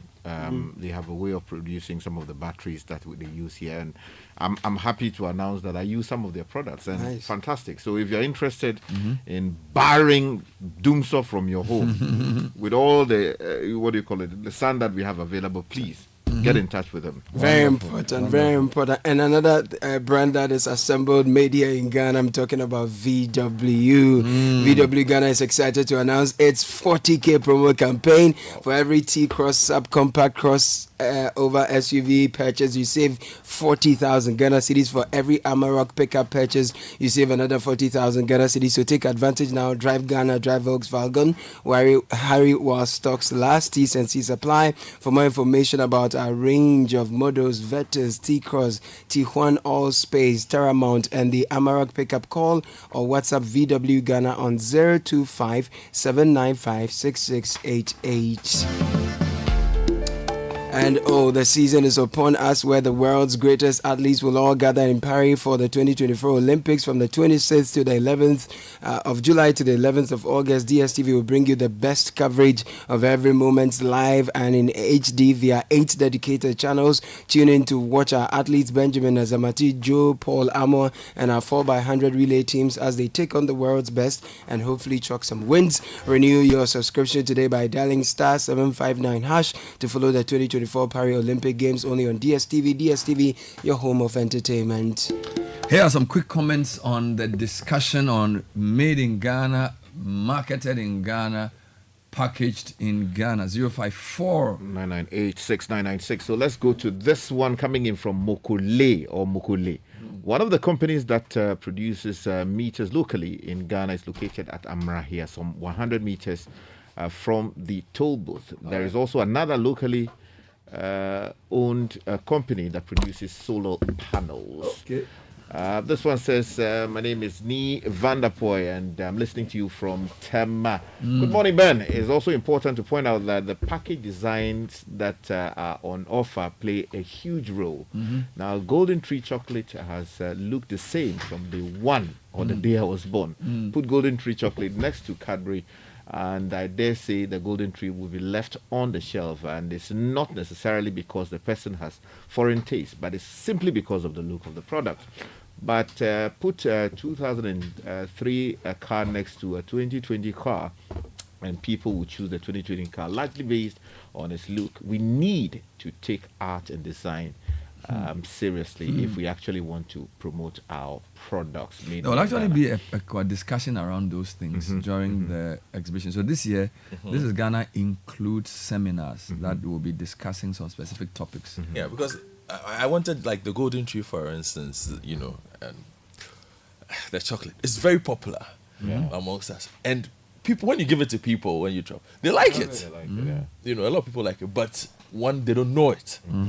You know, so companies like CPC, which we realize is broke now, and I'm wondering why. They've made losses, but not necessarily. The fact that a company makes a loss means it's broke. I'm using it loosely. I'm using the term loosely. Yeah, that's right. You know, but I think it should be a far bigger company than it is now. I'm wondering what its ad spend is. You know, that's a good point. I'm and wondering also their packaging, what investment goes into. Yeah, I'm wondering what their ad spend is, because who is the face of Golden Tree? What is the face of? You understand? Yeah. I could tell you the face of Mars. I could tell you the face of Cadbury, or you know, there are significant global brand alignments with these products, and they are pushed heavily. So if Golden Tree is our chocolate, I would have thought that there would be Kudus or and it would be global. Yeah, it's not something that we'll be watching just here or seeing around us. You know, because like you could enter Kotoka and the first thing you see is a massive electronic banner of somebody. You know, but when it comes to they kind of leave it. It will, you know, they want to treat it like papaya. It doesn't work like that. It doesn't work like that. It needs to be more. Yeah, let's get more comments in. Okay, this one from Yao in Kwashima says that it's all about leadership. Those in government must formulate the necessary policy, but they engage in business of importation to fund their political parties and flaunt their wealth in our faces. They don't believe in Ghana. That is why we are facing the problem. So this one from Ni in Bachona says, good morning, team. I trust you are keeping well. The issue with our chocolate is our weather condition. It doesn't mean our chocolate is bad. Chocolates made in temperate regions are by necessity very soft, whereas ours must be hard to keep its organoleptic properties. What matter is this? We don't have to go by the European standards. Well, it depends on which market you're producing it for. So yes, our Ghana chocolate can be hard for where it is, but if you're exporting it, I'm sure. Yeah, that's right. Because when I take the golden tree to the UK, Charlie, you leave it for a few minutes, it becomes really hard. If it's very good. Yeah, yeah. So they should do so unless you microwave it or something. This one from Adams in Weja says, good morning, Bernard and team. One of the problems with chocolate is that it's too expensive. So the ordinary person cannot buy after struggling to feed a family under this economic condition. This one from Michael in Kanesha says, good morning, team. In a Ghanaian company where I used to work, management made it a rule that no junior staff should wear made in Ghana dresses. Oh, really? To them, it was disrespectful to wear what they were wearing. So Pebbles still there. Yeah, the ones you throw into your... If you look for Pebbles, you go get Pebbles. The color. Yeah, that's right. You see them. They are locally produced one you see in some sachet. From CPC. No, they're CPC Pebbles. Oh, okay. I know they are local. I don't know where. Do you know Pebbles? Yeah, Pebbles. You know. They're multicolored. Yeah, that one. Chocolate small balls. Yes. They're beautiful. Still there. Where is it? It's there. Charlie, the CPC people, what's up? Charlie,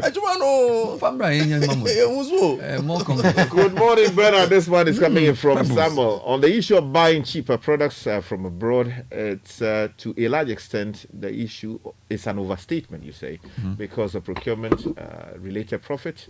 The person buying from Ghana would inflate the price of the product, and eventually the Ghana product is too expensive, so we have to buy from Obin Manso. This one from Mens says that the simple truth is that prices of Ghanaian-made products are prohibitive. Period. That's an interesting argument. It's true, though. A lot of times the issue comes to price, and our pricing culture is something we need to talk about because I don't know, the people want to be able to afford what they buy. So if you're going to be competitive, you have to find a way of lowering your price. Let's come to more comments. Steve says, good morning, senior men on set. Ghana thinks all the way. Ghana thinks all the way. Made in Good Ghana work stuff. this morning. Okay. Okay. So those are your comments. I'll tell you more shortly. So whilst we're talking made in Ghana, let me also remind you of the conversation about street lights, which I think is an important conversation. Some people are asking for the number of Akosia Enim Juma. So let me just announce it quickly. 024-126-6179. 024-126-6179. We have decided that we will use our platform to promote a made in Ghana thing. A made in Ghana tailor that you share, the two of you share. No, I join. Me too. It's also so please announce the number. Yeah, so the number is... Does she have the capacity to meet the demand? No, she doesn't. She doesn't, but she will do as much as she announce can. it only once. So it's 024-126-6179.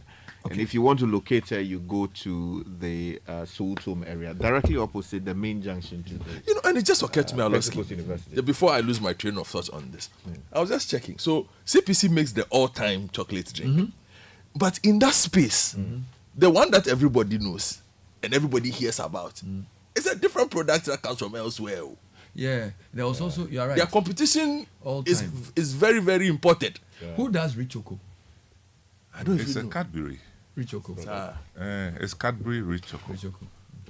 But I don't know whether Cadbury, the manufacturing takes place in Ghana. Because in that market, there's cocoa powder. Then there's the grau one. No, but I'm just making, the point of just presence.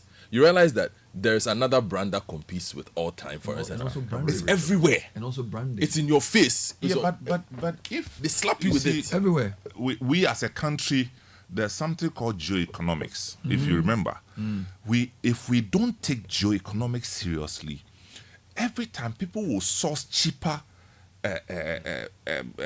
competing products and beat us to it. I mean, we've all known cocoa products since we were kids in this country. I'm just reading that they've made a loss of $9.5 million in the first quarter, if what I'm reading is correct. A loss.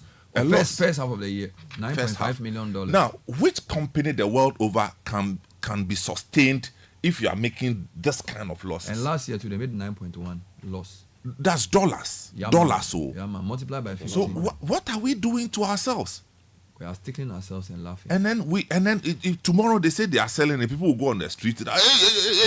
Let's deal with branding. A couple of comments came about packaging and branding. Papa, it's a problem, but the solution we have found is also local.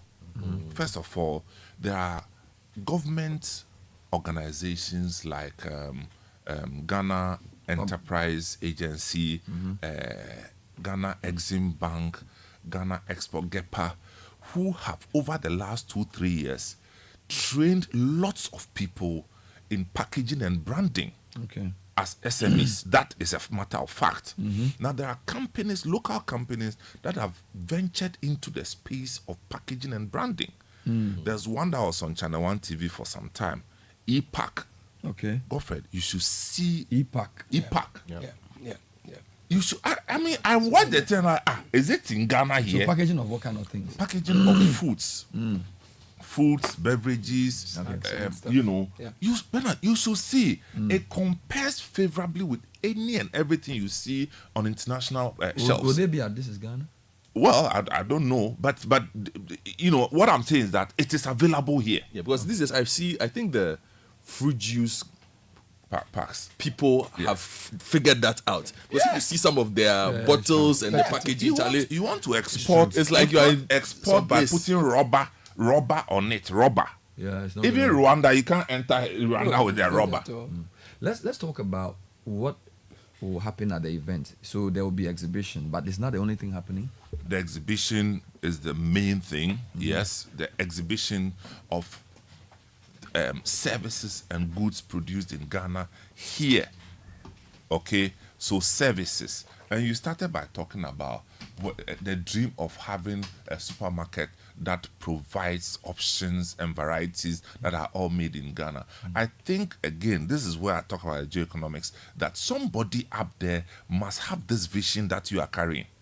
That when can I wake up one day and go to the shop and have everything made in Ghana? Okay, look, when we start, it definitely will be more expensive than what we bring from elsewhere.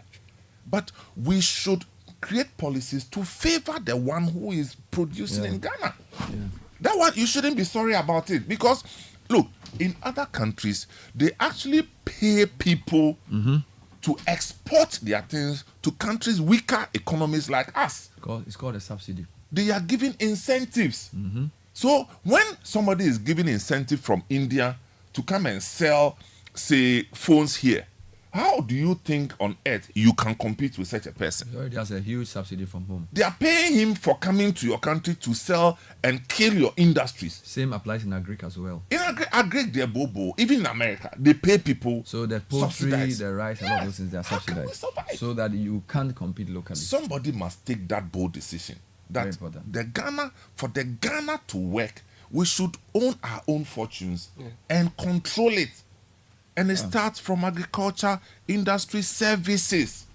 So, and would there be any discussions around these? There will be. We have. You see, we have 4 seminars coming up, 2 a day. Seminar on a lot of SMEs haven't figured out how to structure their finances. So you are an SME, you will be taught how to structure your finances as you transition from owner-managed business to a proper structured business. That's one. We also have digital sales and marketing promotion seminar. So how you're going to use new media or the internet to promote your products and services. Because you hear people talking about e-commerce. How do you take advantage? How do you take advantage of that? Transportation, even if you are on there, are there options for how you can transport your product from yourself to the final consumer? So you get to understand the entire chain. That's the second one. Then we talk about the oil and gas industry. And the fact is that we all have believed that the oil and gas industry is for the bigger boys. You need plant and machinery, huge, investment. But much as that is the case, it also opens up opportunity for SMEs in support services. And so this other seminar for oil and gas industry is to expose participants to the SME opportunities that exist in that whole oil and gas space, food services, accessories, transportation, cleaning, sanitation. There's so many things that we never talk about in that industry. So that is, and then packaging and making your product ready for the export market. That's the fourth one. So we have all these taking place in the 2-day exhibition. So this will happen at the same venue whilst the event is going on. It's going on, yes. There's going to be discussions around. Yes. So if register for these? You have to register. Not for the exhibition, but for the seminar. For the seminar. Okay. Exhibition is free for everybody. If you are managing a small business, you want to take part in any of these exhibitions, any of these seminars, call 0205 973 973. Wonderful. So you register to be part of these four themed seminars, and also take part in the exhibition, which is 31st of August and 1st of September at AMA Assembly. We need to do a few quick things. That's right. If you're dreaming of studying abroad, you want to become a global citizen at a top 30 UK university at the University of Leicester, we create citizens of the future. We are a top 30 UK university based in the multicultural city of Somewhere's White. Don't mind if that university. Oh, okay. I thought I didn't say it well. Leicester, UK. No, at Leicester, we offer you a diverse range of undergraduate and postgraduate programs, complete with industrial placement experience. If you choose, we offer excellent academic and career support service, along with industrial placement options at our College of Science and Engineering. Plus, we provide merit scholarships for international students who meet our entry requirements. So shape your future with us at Leicester, University of Leicester. We are clearing spaces. Clearing spaces are available at the University of Leicester. Choose law, business, economics, engineering, computing, material science, psychology, and many more courses to apply through clearing. Or for more info about the University of Leicester, contact our Global Recruitment Officer, Divine Eli Amenya, on 053 731 3206. Repeat that. Okay, so 053 731 3206. All right. Let me tell you about Solar Tech Power. Is tried and tested brand, always gives you excellent service, protect your valuable equipment against any problem that you could encounter from your electrical supply, whether low voltage, high voltage, power set, spikes, brownout, or what have you. No matter your appliance, we have perfect Solar Tech product for you. Choose from our tried and tested range such as Fridge Guard, TV Guard, Multi Guard, AVS, AV15, a whole lot of them, voltage stabilizers, UPS of various sizes, and so much more. Beware of counterfeit though. Solar Tech products in town because they can cause major damage to your appliances and fire outbreaks. Get genuine ones today at our Belengbe office and all our authorized dealers across the country. Solar Tech products have 2-year warranty and after sales service. Contact us at number 10 Yiyiwa Street at Belengbe or call us on 0246 836235 or 0302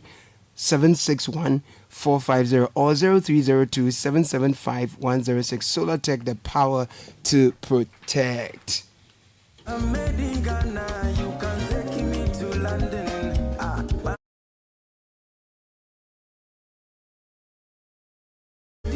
Before we get into some of your messages, if you're dreaming of Dubai, make it a reality with Global Wings Travel and Tour. Join us for a 6-day all-inclusive tour from 5th to 11th August or the 15th to 21st of September.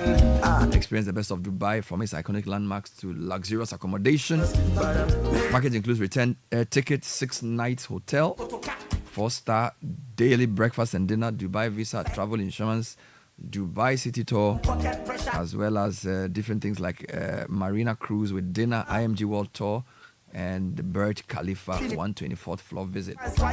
Book now by calling or WhatsApp in 0550-188-181. That's 0550-188-181. And there's a new exciting chocolate beverage out there on the market from the producers of Cowbell. We now have Twisco, a chocolate food drink with a blend of premium cocoa powder enriched with Enerfort, energy fortification, energy boosting minerals and vitamins B, D, C, iron and more. Available in 20 grams and it's only 1 CD 80 pesos to enjoy a goodness packed in a sachet. Empty contents into a mug mixed with 180 ml of previously boiled water. Add milk and stir. Start your day with a cup of the great tasting Twisco and power your dream.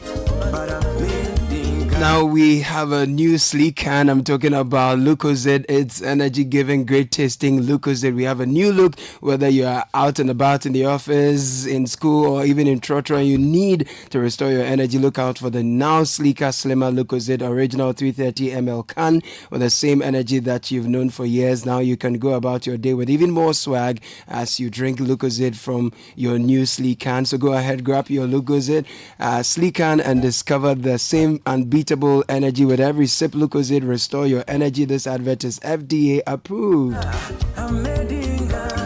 Now, every time we eat, food and sugars are trapped in between our teeth, leading to tooth decay, gum disease, and in some cases, foul breath. Brushing your teeth every morning and night with Pepsodent Cavity Fighter gives your teeth the protection they need, leaving you with 10 times stronger teeth. Pepsodent Cavity Fighter, maximum cavity protection, 10 times stronger teeth. We've been educating people for 25 years to brush their teeth day and night. We're recommended by the Ghana Dental Association. You can get a Pepsodent at any shop near you. Call our customer care center toll free on 0800 2030. Always remember to brush your teeth in the morning and before you sleep. Pepsodent, every smile matters. Here's a few of your comments on the show this morning. No, I'm interested in some of the ads that the things. Lucozade, they have been here for long, Charlie. Lucozade, they've been here. Long legacy brand. Some else will know it well. It's a UK brand. Lucozade. Yes. Well, I used to... First, now you drew. I'm going to say drew. Yes, so. Yes, now we drink it for happiness. It's true. It's true. Before you see Lucozade, you're at the hospital. It's true. It's true. Kolebu, when they admit you they give me Lucozade with a bottle, it wasn't plastic. Actually, I used to work for the company that's imported Lucozade back in the day. Oh, okay. Wow. It was a SmithKline Beecham SB product. Okay, so it's a pharmaceutical. Yeah, yes, when for a I long worked time. For Reese & Co. Yeah. I think now it's owned by Suntory. Okay. Okay.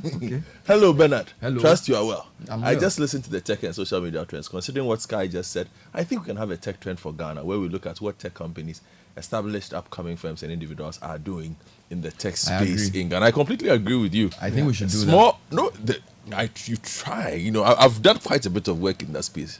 But like Samuel says, I'll not discuss this on air right now. I think we can make more of an effort to do that. We admit it to that. So you can find companies in Ghana in tech and what they do.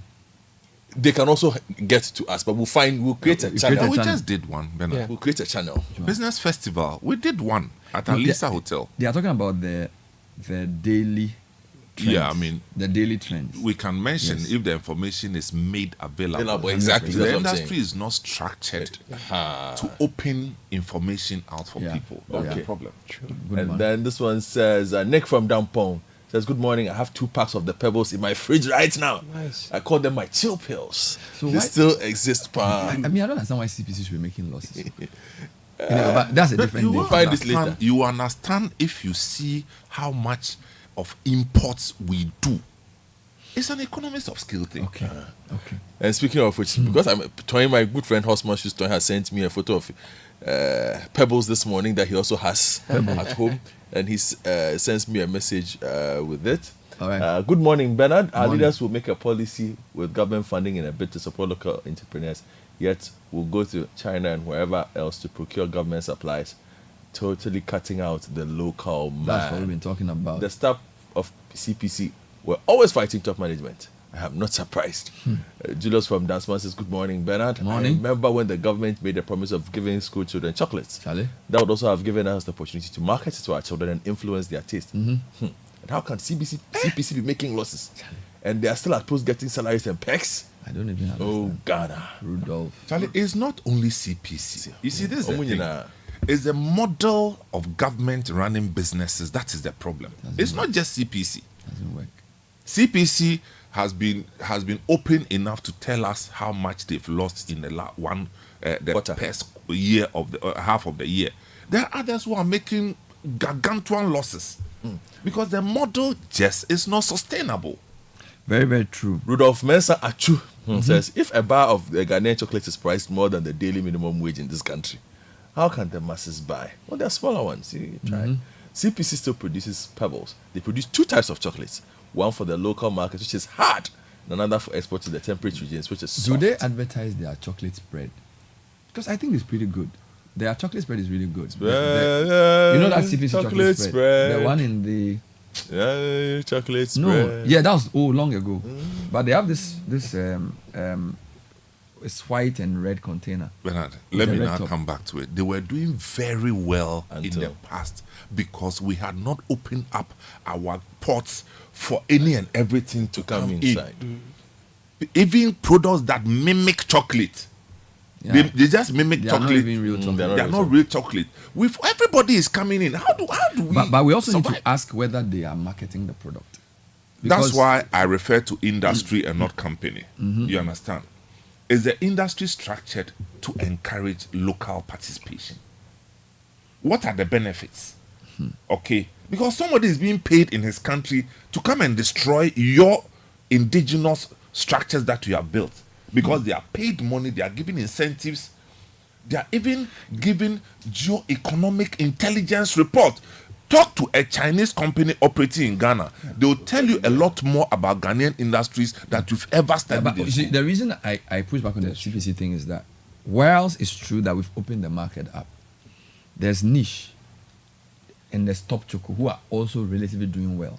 So the point is that the government-run companies they need to up their game because that model cannot work. So what I'm trying to say is that the reason why they are making the loss is not necessarily only because of the open market, but also because maybe the way they run the company. Management issues. Because there are other chocolate producing companies in Ghana that are doing well. You get it? So they need to take a look at themselves to see the size of the business, how they... because here you are nostalgically remembering Pebbles. I don't remember the last time there was even an advert on Pebbles. Or any of these products for that matter. Yeah. And you know what? So Nis did something interesting, Sabens. I needed chocolates to give away, different themes. Different colors. themes. And they have been able to reduce their chocolates to this slim box, in which you can find like 6 and they even had tiny cubes. They had this one of with different flavors. Like chocolate pellets. Yeah, so it's a pellet. So if you come to your office, you have this bowl and the chocolate, you pick one and it's really cool. Innovation is part. But like something you could put at your front desk. This is why we are saying that I don't think you can't put kids at your front desk. Government solution to business is not setting up a company and appoint people from the party into exactly the point they can't run it. They can't run it. The structure of government running businesses is flawed for generations, and we are still holding on to it. It's so bad because it's somebody's. Let's hear government say, "Okay, we admit that we can't run. Can we get a company to come and buy?" It will be an issue it's because of the way they go about it. You see, the issue of divestiture has been with us before. The issue is that if you're going to divest it, go through it in a process that will make it transparent. We all know that a government cannot run a chocolate company to compete against Cadbury. There's no way they're going to do that. The guy they're going to appoint is some political person who just wants a retirement job. So there's no way he's going to run it in a way that you get it. So that is a matter of fact. But do we also know that even the Cadbury you mentioned, they have revised their notes and decided that there are certain things we will not produce in Ghana. Because it doesn't make economic sense. Okay, But you see, at the end of the day, beginning, I talked about the global supply chain management. At the end of the day, there are cartels in the supply business. Okay, where you are sourcing your product, your ingredients or whatever from, somebody has an advantage over you, and it's also producing. So at the end of the day, you understand, they get their products cheaper than yours, no matter what you do. Go to the hospitality industries. You have hotel management chains. You hear the name, Sheraton, so and so. It is so interconnected to the supply chain that if Sheraton is managing your business, your hotel here, they are going to get things, essential things, cheaper than you because they are connected. They call it before you think somebody has thought. Yeah, so we can't sit down and think that what we used to do 20 years ago, we'll do the same thing today and win. We won't win. More comments. Somebody must be thinking over time. But you are even doing it for this them. one is a question. You are thinking. You are doing free. You are thinking and even implementing. There's something called. Please find out CPC is still producing Ashino chocolate. It is small. Ashino. It is small. Ashino is beads. With beads. Yeah. It's small with Ashino spread on it. Packed in in Kumasi we used to call it Abrewa Toma. Is it colored? Yes, small. In the big. The chocolate that they put some small multicolored M&Ms. No, M&Ms is bigger. M&Ms is big. Is big one whole. This one, the chocolate is there, and then they put some little spots of different colors around it, so that you will be happy. Wonderful. This one says, "Hi guys, I'm in the UK and I miss the riots. I'm craving for golden tree or ranko to cool my temper. You can do better. Thanks for the great work you guys are doing to promote made in Ghana goods." This is from Nee. That's from Grace. This is Nee.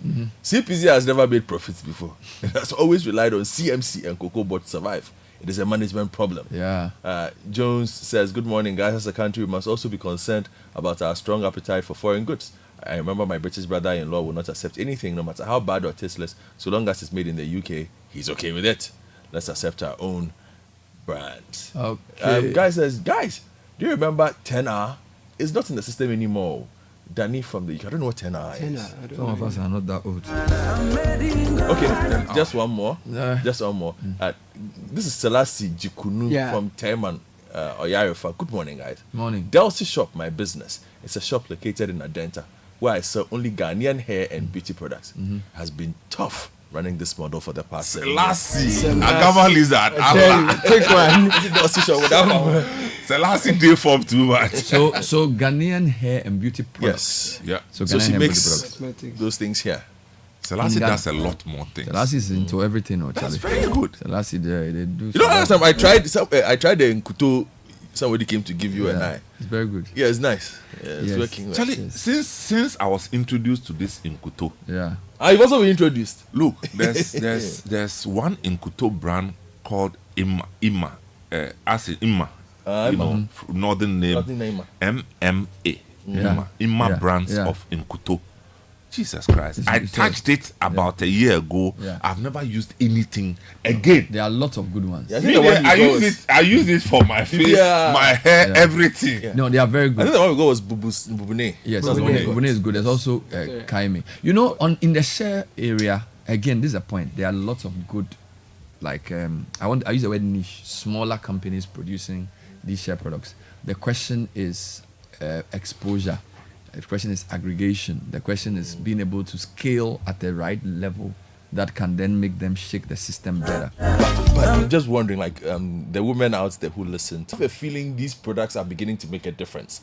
You know, they are slow. Bubunes are beginning to enter homes consistently. They are doing well. Duffy. Or is it Duffy? I don't even know what. There are lots of them. They seem to be entering people's homes. You see, I think, again, I'll say, the GEPA people have done a great job. Ghana Exim, amazing job, and they actually do monthly exhibitions, right? You know, and they even have an exhibition shop. If you go to their office there, you need to go there. It's very good. The exhibition shop. That was where I saw the Kobe powder. Kobe what? Kobe paste and Momoni paste. You did that, Chaka. Kobe powder, Kobe paste is there, Charlie. My God. properly branded. You see what I'm just saying, that shows that it is possible, it is doable.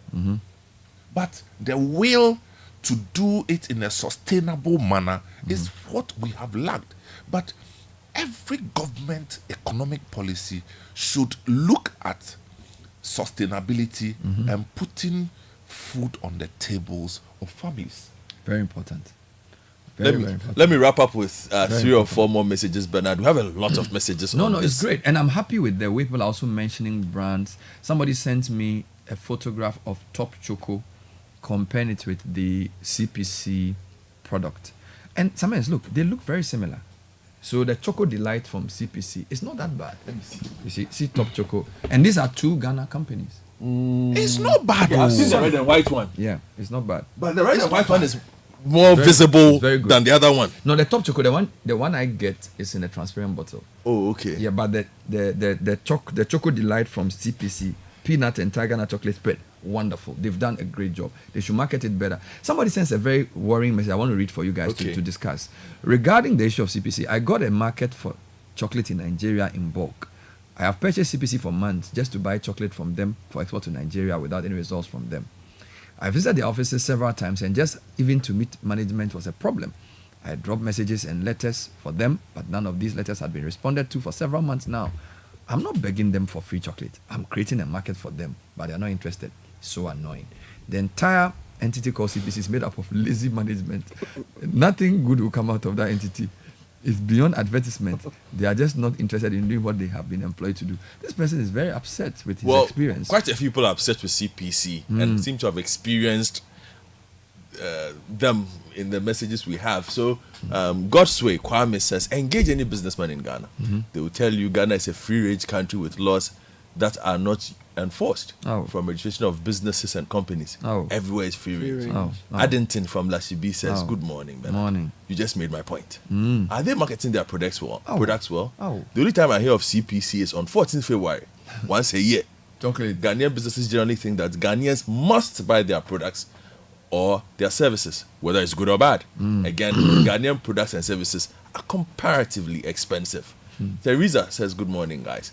It will be very easy to break the chocolate back. We still remember the song, Tete Kwashiba, Ekwafuba. It's Oranko time. Take a My case bite favorite now. one, the one that's the lemon one. It's lemon flavored. Yeah. It's I think it's green or blue. Yeah. Very, very nice. The dark chocolate was a bit difficult. At the rest No, it was good. There's smaller ones. So there's a one they have this in this like octagonal shape. You pick it one. Very, very nice. And there was called Skin's Bite. Daniel Allen in Accra says, Bernard, it is not government running businesses that is a problem. The problem is corporate governance. We don't take it seriously in this country. How many private businesses in Ghana survive their owners? How many private banks collapsed? And how many government ones survived? Very interesting point. And my good friend Charles Abusioka is also listening. He's also deals he made in Ghana to products somewhere. And he's just laughing. He says, good morning, I'm listening. Well, if you come to This Is Ghana, you get exposure because we are going to get a lot of media flow through. So Kweku David and his team will be walking through the aisles of the shops and exhibit. Basically, it's an exhibition both in person and also on air. Yeah. So we encourage you to register for This Is Ghana. And if you listen to the passion my boss is talking with, the drive to give your products exposure, the passion, So I will say, call the number, register for This Is Ghana. It's a 2-day event. We'll give it our best shot. We won't solve all Ghana's problems in a day, but we'll try with This Is Ghana. It's a big, big fair. We're going to make it an annual event that's going to be massive. It will become a West African event as well. You just watch it. Watch this space, right? We are taking our markets back. We are taking our taste back. We are taking back our businesses. And this is the first step. So call 0205973973. Register also for the discussions. He's mentioned the conversation on the oil and gas sector, the packaging conversation, the conversation. What's the third one?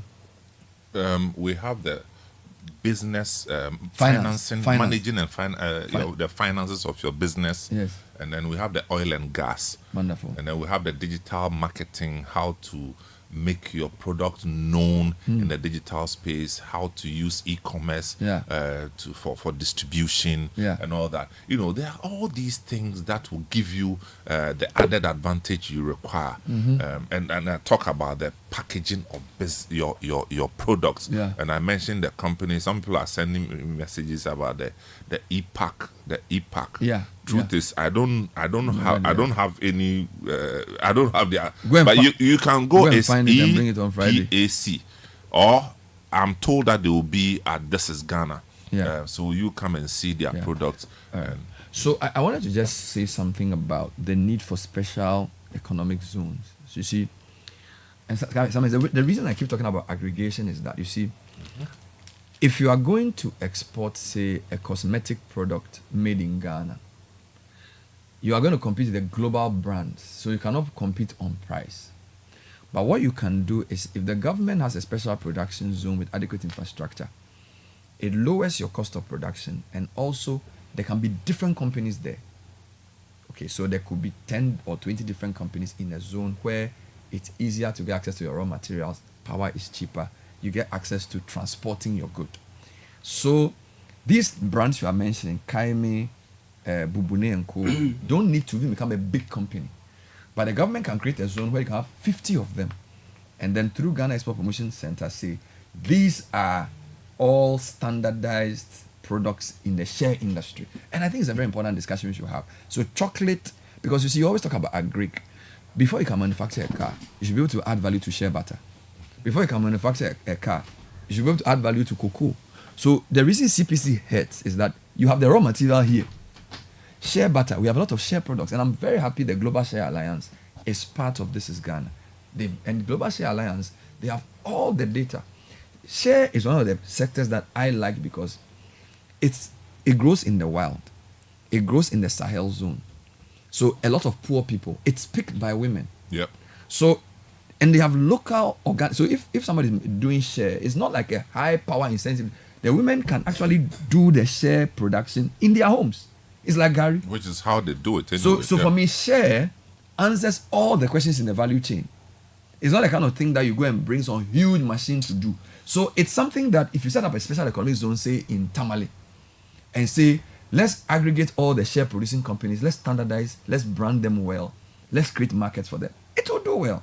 And I really look forward to hearing from the Global Share Alliance on what other sectors can learn from the share industry.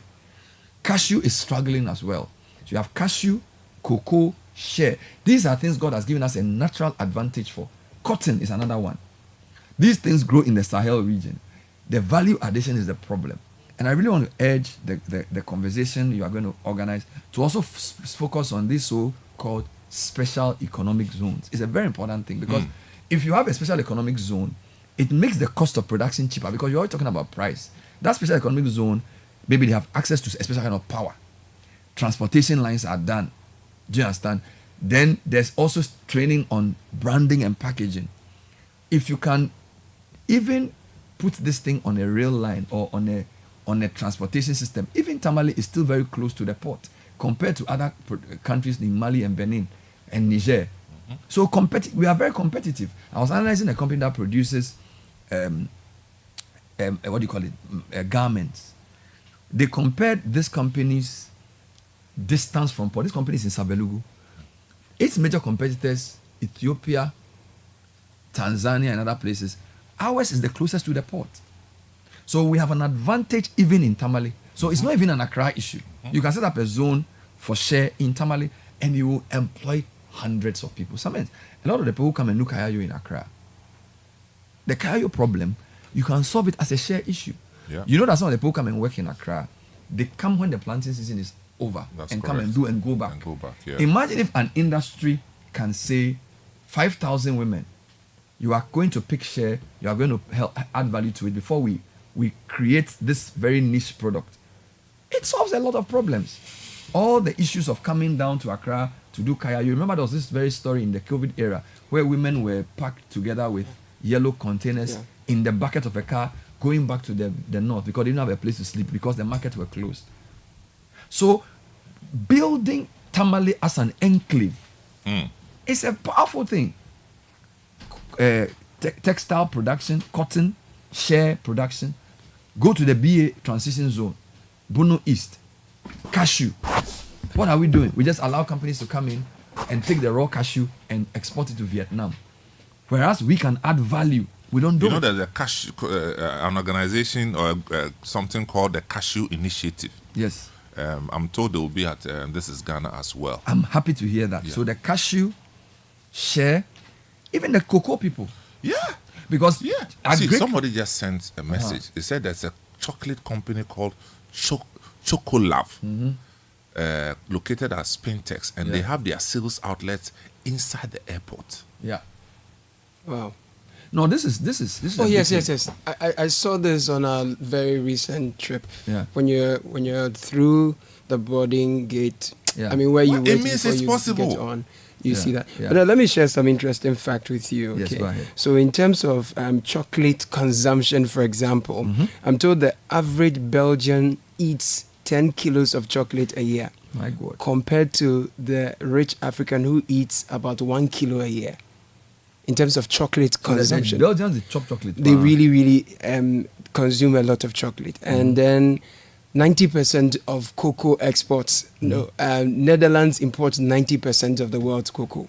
So they are huge. So they add value to it and export it. So if you put Ghana and Ivory Coast together, we supply 60% of the world's cocoa. And the Netherlands export value added cocoa 90%. They import about 90%. Okay, they import. But when you talk about consumption of the chocolate itself, the average Belgian consumes 10 kilos a year of chocolate, and then the average rich African consumes 1 kilo a year.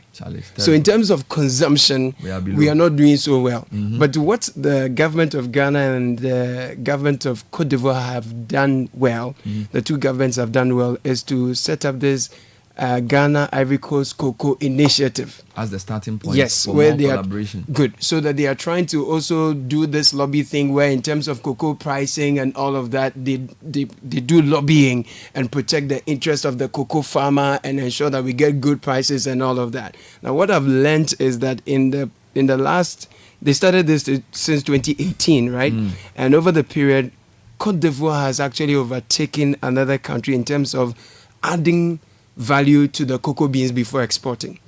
So now the biggest cocoa bean processing plant is in Cote d'Ivoire in terms of processing, not the final product, but so you know, from cocoa raw bean, the bean to something before it's exported. So we are doing something good with our cocoa.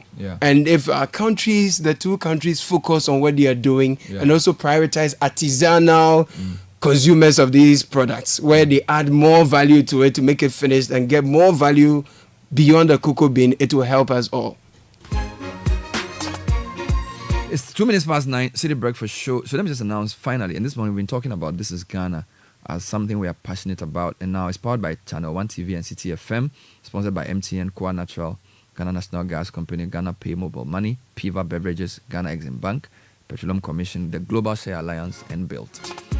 We'll be crossing over later this morning to the Labadi Beach Hotel, where Graphic and the World Food Program are organizing a conversation on agric value addition. So that's happening this morning. It will be live on the Citi Breakfast Show from around 9:15, 9:20-ish.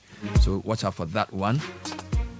We have so many comments coming in, but the Ghana Lotto Operators Association is calling on all members, the Concerned Lotto Agents Association of Ghana and all Lotto operators to a crucial meeting to discuss licensing issues with the NLA.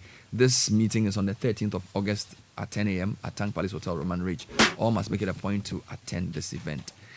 Number 2, the Ghana Economic Forum is happening tomorrow, 8th August at Meveke Basara Hotel. It's on the theme Unlocking Opportunities, Re-engineering Ghana's Economic Model for Sustainable Development. Guest speaker, Dr. Ernest Addison, Governor of the Bank of Ghana. The event is powered by BNFT with support from Fidelity Bank, Ghana Stock Exchange, Olam Agri, Omni Basic Minerals Income Investment Fund, and Ghana Link. To register, call 0209 457 427.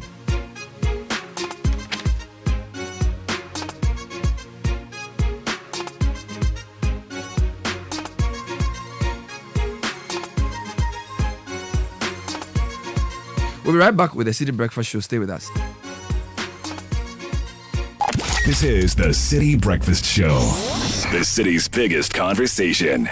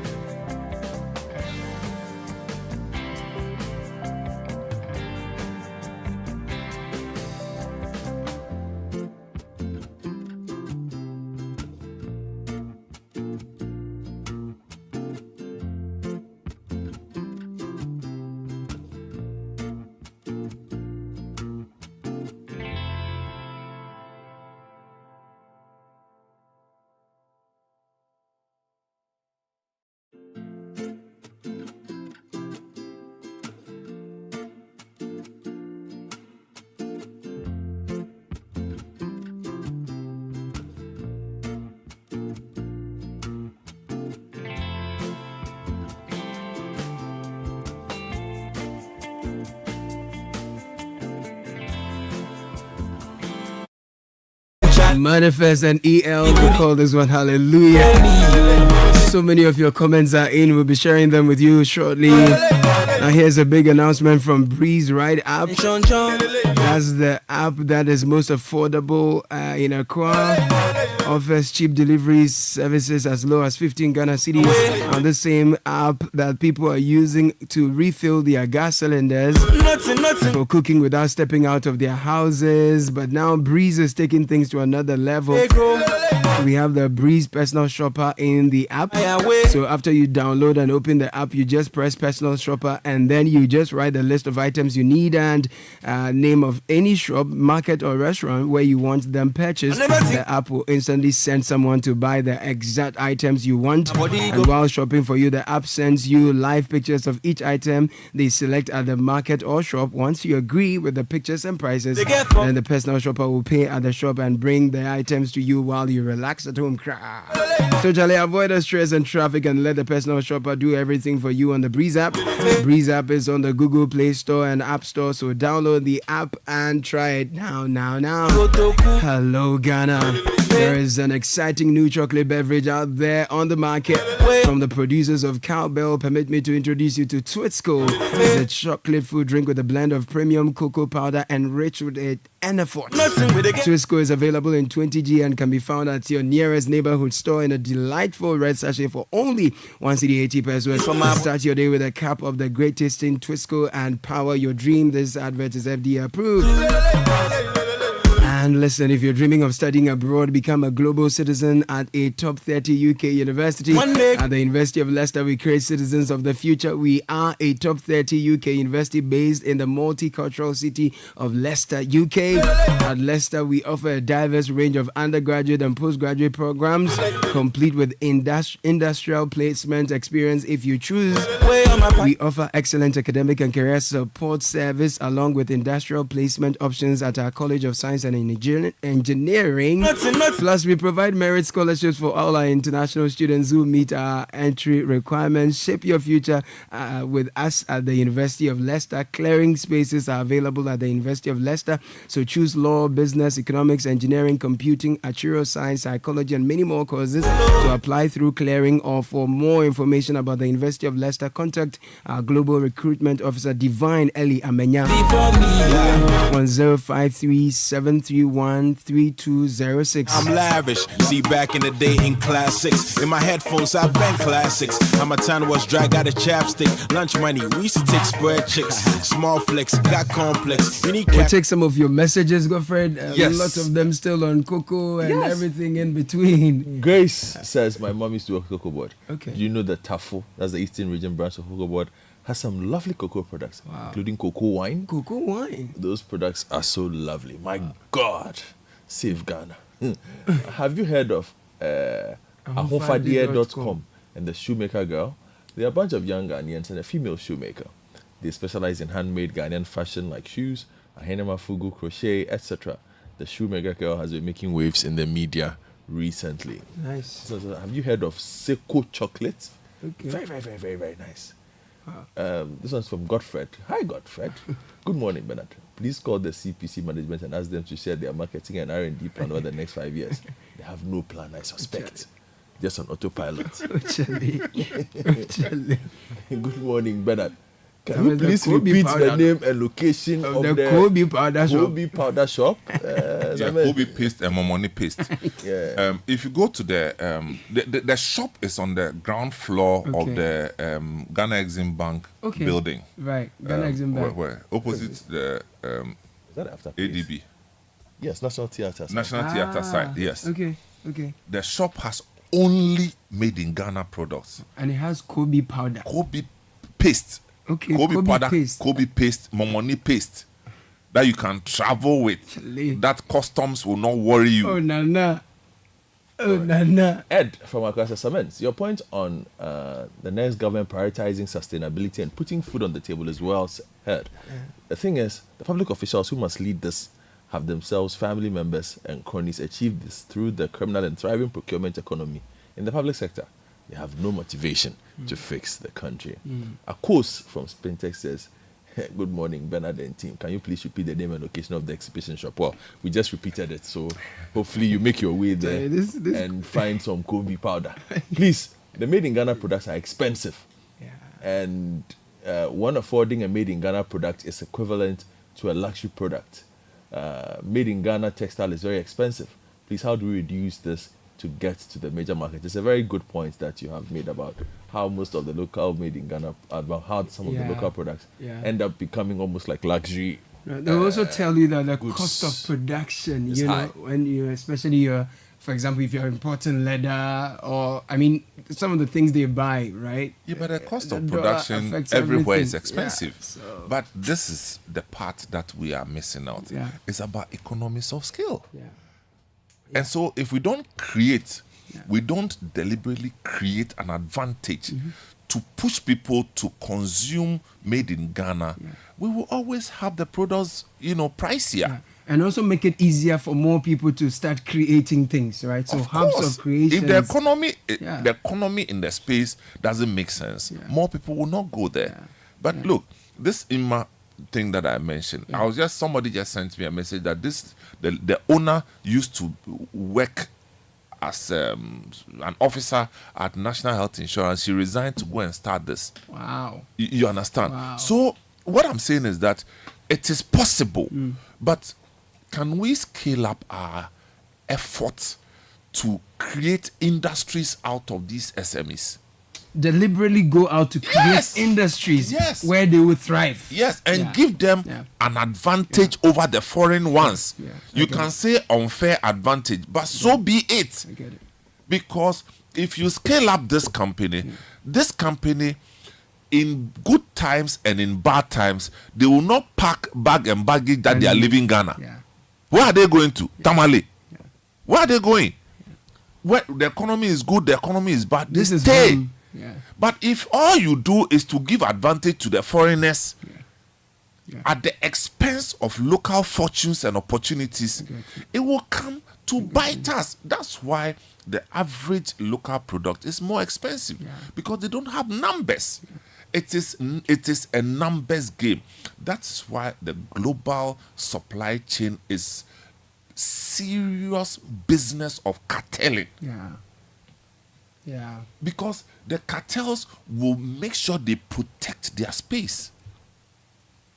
Now, let me give you an example. You see, they call something an innovation hub. Kagame's place, right? They call it innovation hub. So the government dedicates large tracts of land for private individuals, and this time they are looking at tertiary education. So what they've done is they've provided huge tracts of land for ALU, for example, to build a campus in Rwanda. So that means that in terms of the cost of land, then ALU doesn't have to think about that. Theirs is to put up the structure and to implement the kind of quality education they have back in Mauritius or South Africa, and then they provide that quality of education to the Rwandan youth. And within that enclave, there are other university campuses, Papa, same. What you So we just should do said- this for the SMEs. What you just said, how difficult is this? How difficult? How difficult is this? Because see, go to UK, go to any of these European countries. As simple as it sounds, they have business parks. Yes. Every major town in Industrial the park. United Kingdom has a business park. Which business park becomes an enclave for SMEs, medium companies who may not afford the high street estate to conduct their business. Look, somebody is paying attention to stimulate the various levels. The various levels of businesses. It's not just pumping money and throwing money and then announcing that I've thrown $10 million. Created so jobs. Throwing 10 million. The supply approach to development, where we don't see the outcomes as visible as we ought to, is something that we should review. You can't pump $10 million into an industry and not be careful who you select to manage that industry. You get me? So, we need to, as a country, we need to shift from this communist approach to doing things. That it has to be owned by government. Who told you? That thing is bleeding, you say, They need to create the enabling environment for individuals and private entrepreneurs to push the agenda. If the country goes bust and bankrupt, they will not run away anywhere. They will stay with us. True. So we can decide that we are going to have a market that. So because one of the things that the SMEs struggle with is rent for their production spaces and also showrooms, for example, right? So you can decide to build an industrial park for them or a business park where then the people subsidize utilities, subsidize rent, and you all see, of that. at times we too, yes. So, and I'm asking, look, try entering the central business, the Mokola area today. Yeah. Try entering. You see how long it will take you to go through the traffic. What are we doing with our Sundays? Actually. Why isn't anybody saying that we create a Sunday market by blocking some of these roads and inviting these SMEs to showcase their products on the and streets? push on the street? Oh, Charlie, that's a good one. What are we talking about? You see, look, Godfrey, you read that thing. No. Stay on that because on Sundays there's central business district. Any and everything possible to push the indigenous companies. Yeah. This is the only way. You see, government by this time should know that government cannot create jobs by employing people physically. True. You have to stimulate the local. You have to stimulate local entrepreneurship. Yeah. And the space will do it by itself. Even if it comes at a cost to you, that cost is more manageable than losing $9.5 million in the first half of the year by cocoa products. According to the story. If the story is lying, then we are lying. Yeah. You understand? Yeah. So this is it. We can't do it any other way. Yeah. And this is where perhaps the regions, just linking this to the matter of the question of spaces, the regions need to be a bit more proactive and perhaps also not helped by the piecification of the country, where we've created very, very small administrative units. So Ablekuma West is doing something. Ablekuma North, you cannot replicate it. Ablekuma Central, and we are doing it at a time when the world is moving away from that. So look at Paris. Paris. It's a nightmare, when it comes to these things. It's like we don't look at the long term of these things, because imagine if Accra were known for A, if you needed this, you go here, it's B. If you needed that, it's C. Because like as I sit here, I spent quite a bit of time in China. Samens was making mention, and quite a few other places I've been. I know that if I'm looking for electronic products, I know that I'm going to Guangdong province. Within the Guangdong province, there are 3 cities. Okay. I'm going to Guangzhou, I'm going to Shenzhen, or I'm going to Dongguan. Right. That 90% of the world's electronics is in these 3 cities. That is where I go. If I'm looking for furniture, not to stop you I'm there. going somewhere. You think it just happened by itself? No. It was by design. Deliberate policy it was by design. And supervision and pushing. Yeah. And they have so much business intelligence about every other country, and they know what step to take. Yeah. You don't just throw money there and say that we have invested. Invested what? You've just thrown money away. You don't know that Ivory Coast is also working hard. Yeah. You don't know that Burkina Faso is also working hard. Yeah. And look, every West African country, including Nigeria, Ghana is their reference point. Sure. Ghana is their benchmark. I'm telling you. Yeah. No matter, not that we are doing better than them, but they believe that Ghana has a positive brand out there. True. So if we can upstage Ghana, we are a leg ahead. Yeah. You understand? Yeah. And we, the Ghana, we have given up. We cannot. We should not. We have given up. We should not. Let me wrap up with 2 more messages. Yeah. Cape Coast Kotokraba Market has what we call Sunday Market. Okay. The block roads and retailers showcase what they have. Hopefully, but here's the thing, though, with the problem with that. For instance, when I'm coming to work, when you pass through the Accra City Hotel area in the morning, I think they allow street trading. Okay. But what are they selling? Water jeans, T-shirt, wigs, school bags. It's a mass line.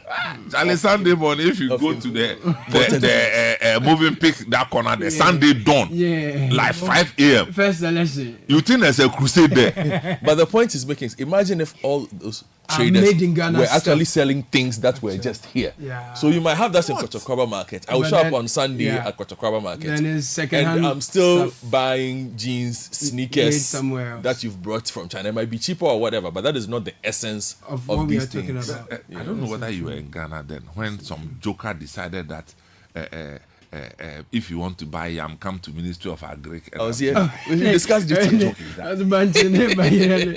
we said that it's not sustainable. And it wasn't. It didn't even last 1 month. Why are we doing this to ourselves? Better team. The issue of solar panel is a sad one. President Kufuor's government has assisted a company, ISO Panel, to be established.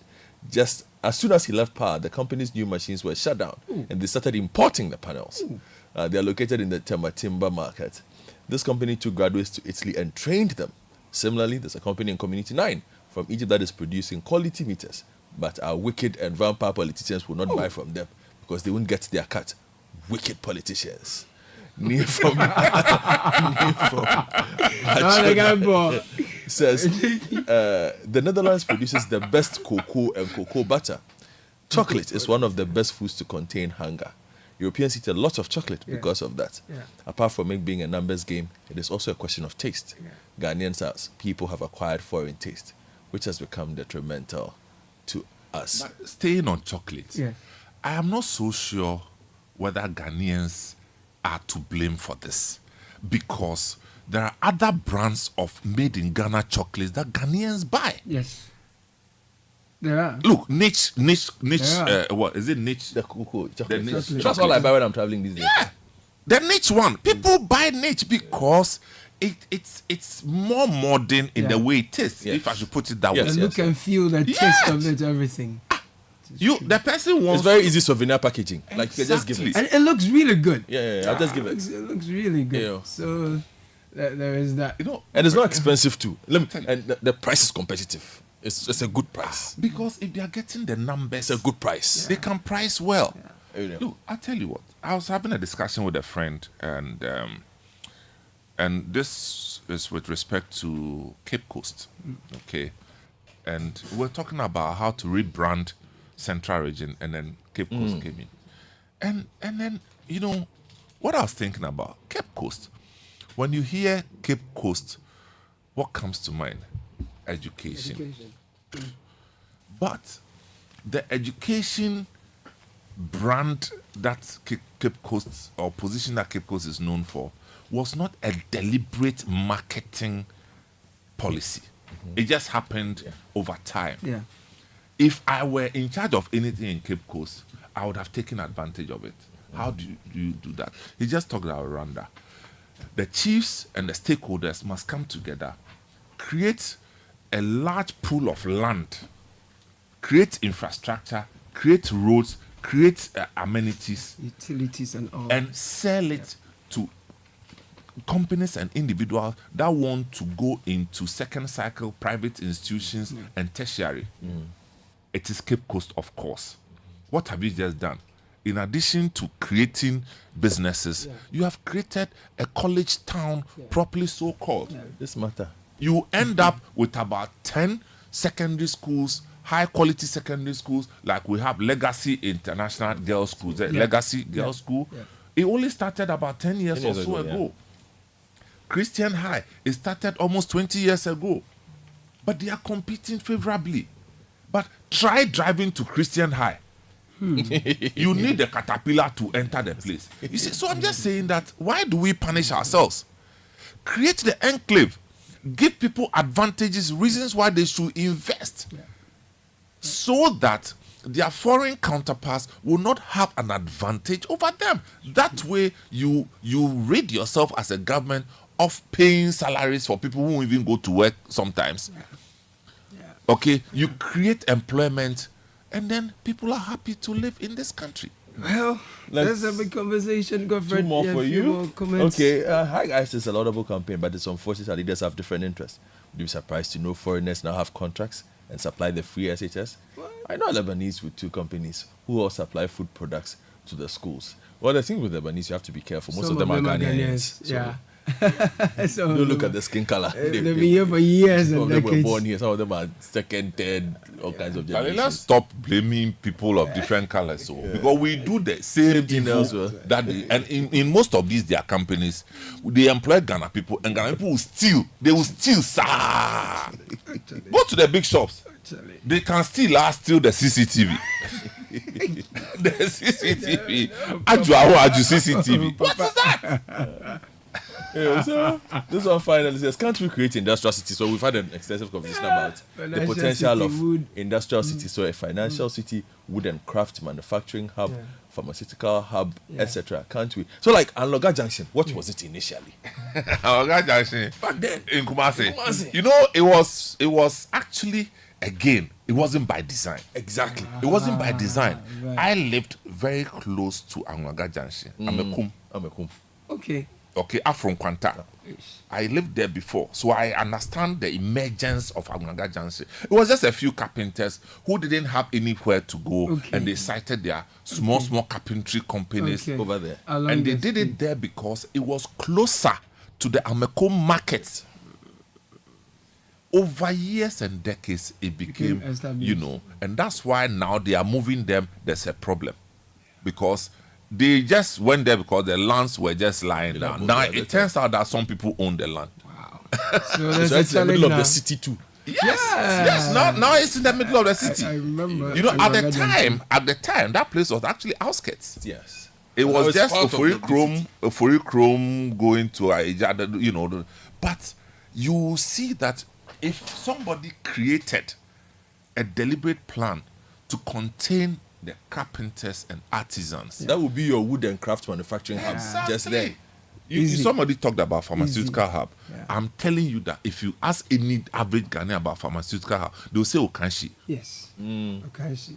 I mean, are we proud of that? Oh, okay. Bro Charles, good morning. And our printing hub is Newtown. Newtown. Are we proud of that? Because it wasn't done in a deliberate fashion. How can you have a pharmaceutical hub where they don't have commercial level, what do you call it, spaces for storage? Warehouses and things like that. Transportation in the hub is so impossible. The whole supply chain mechanics is flawed in the so-called pharmaceutical hub that we have at Okanshi. I get them here. You see people, I get them here, people. They are standing by the corner when they see, what do you want? I get them here.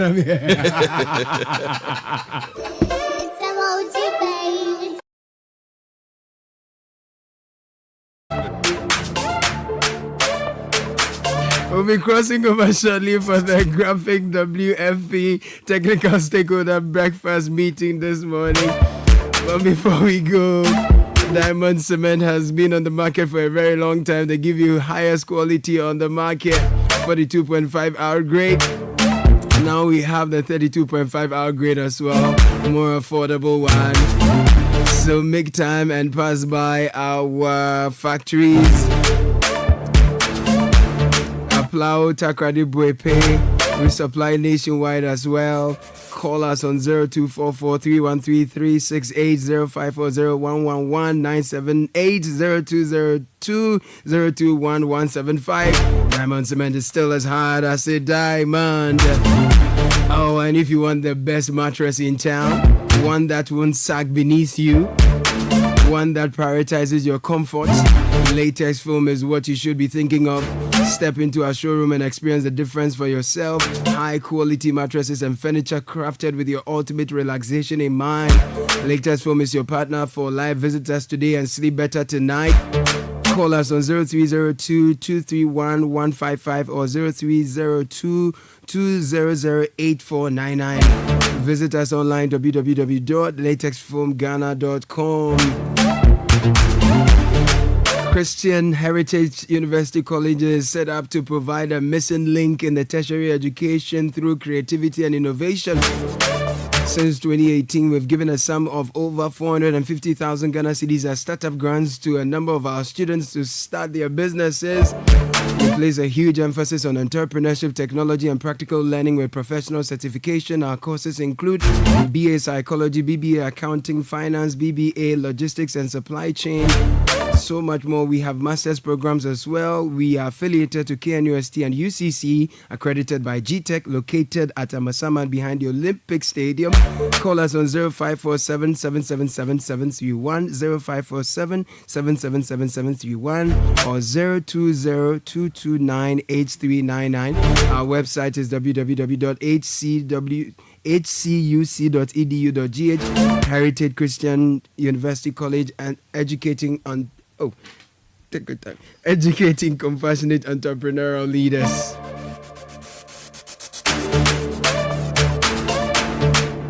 And just a very quick one before we cross over. Oh, that's a long one. But dearest Abba, as we celebrate our 31st wedding anniversary today, my heart overflows with love and gratitude for you. 31 years ago, we were committed to each other, and until the end of time, in any circumstance, I look back on these years and see a beautiful journey filled with love, strength to overcome challenges. This is coming from Emmanuel Ohene, Deputy Commissioner Operations, GRA Customs Division, to the love of his life, Abba, celebrating 31 years of marriage. Congratulations to you. Now we will cross over for the graphic WFP Technical Stakeholders Breakfast Meeting.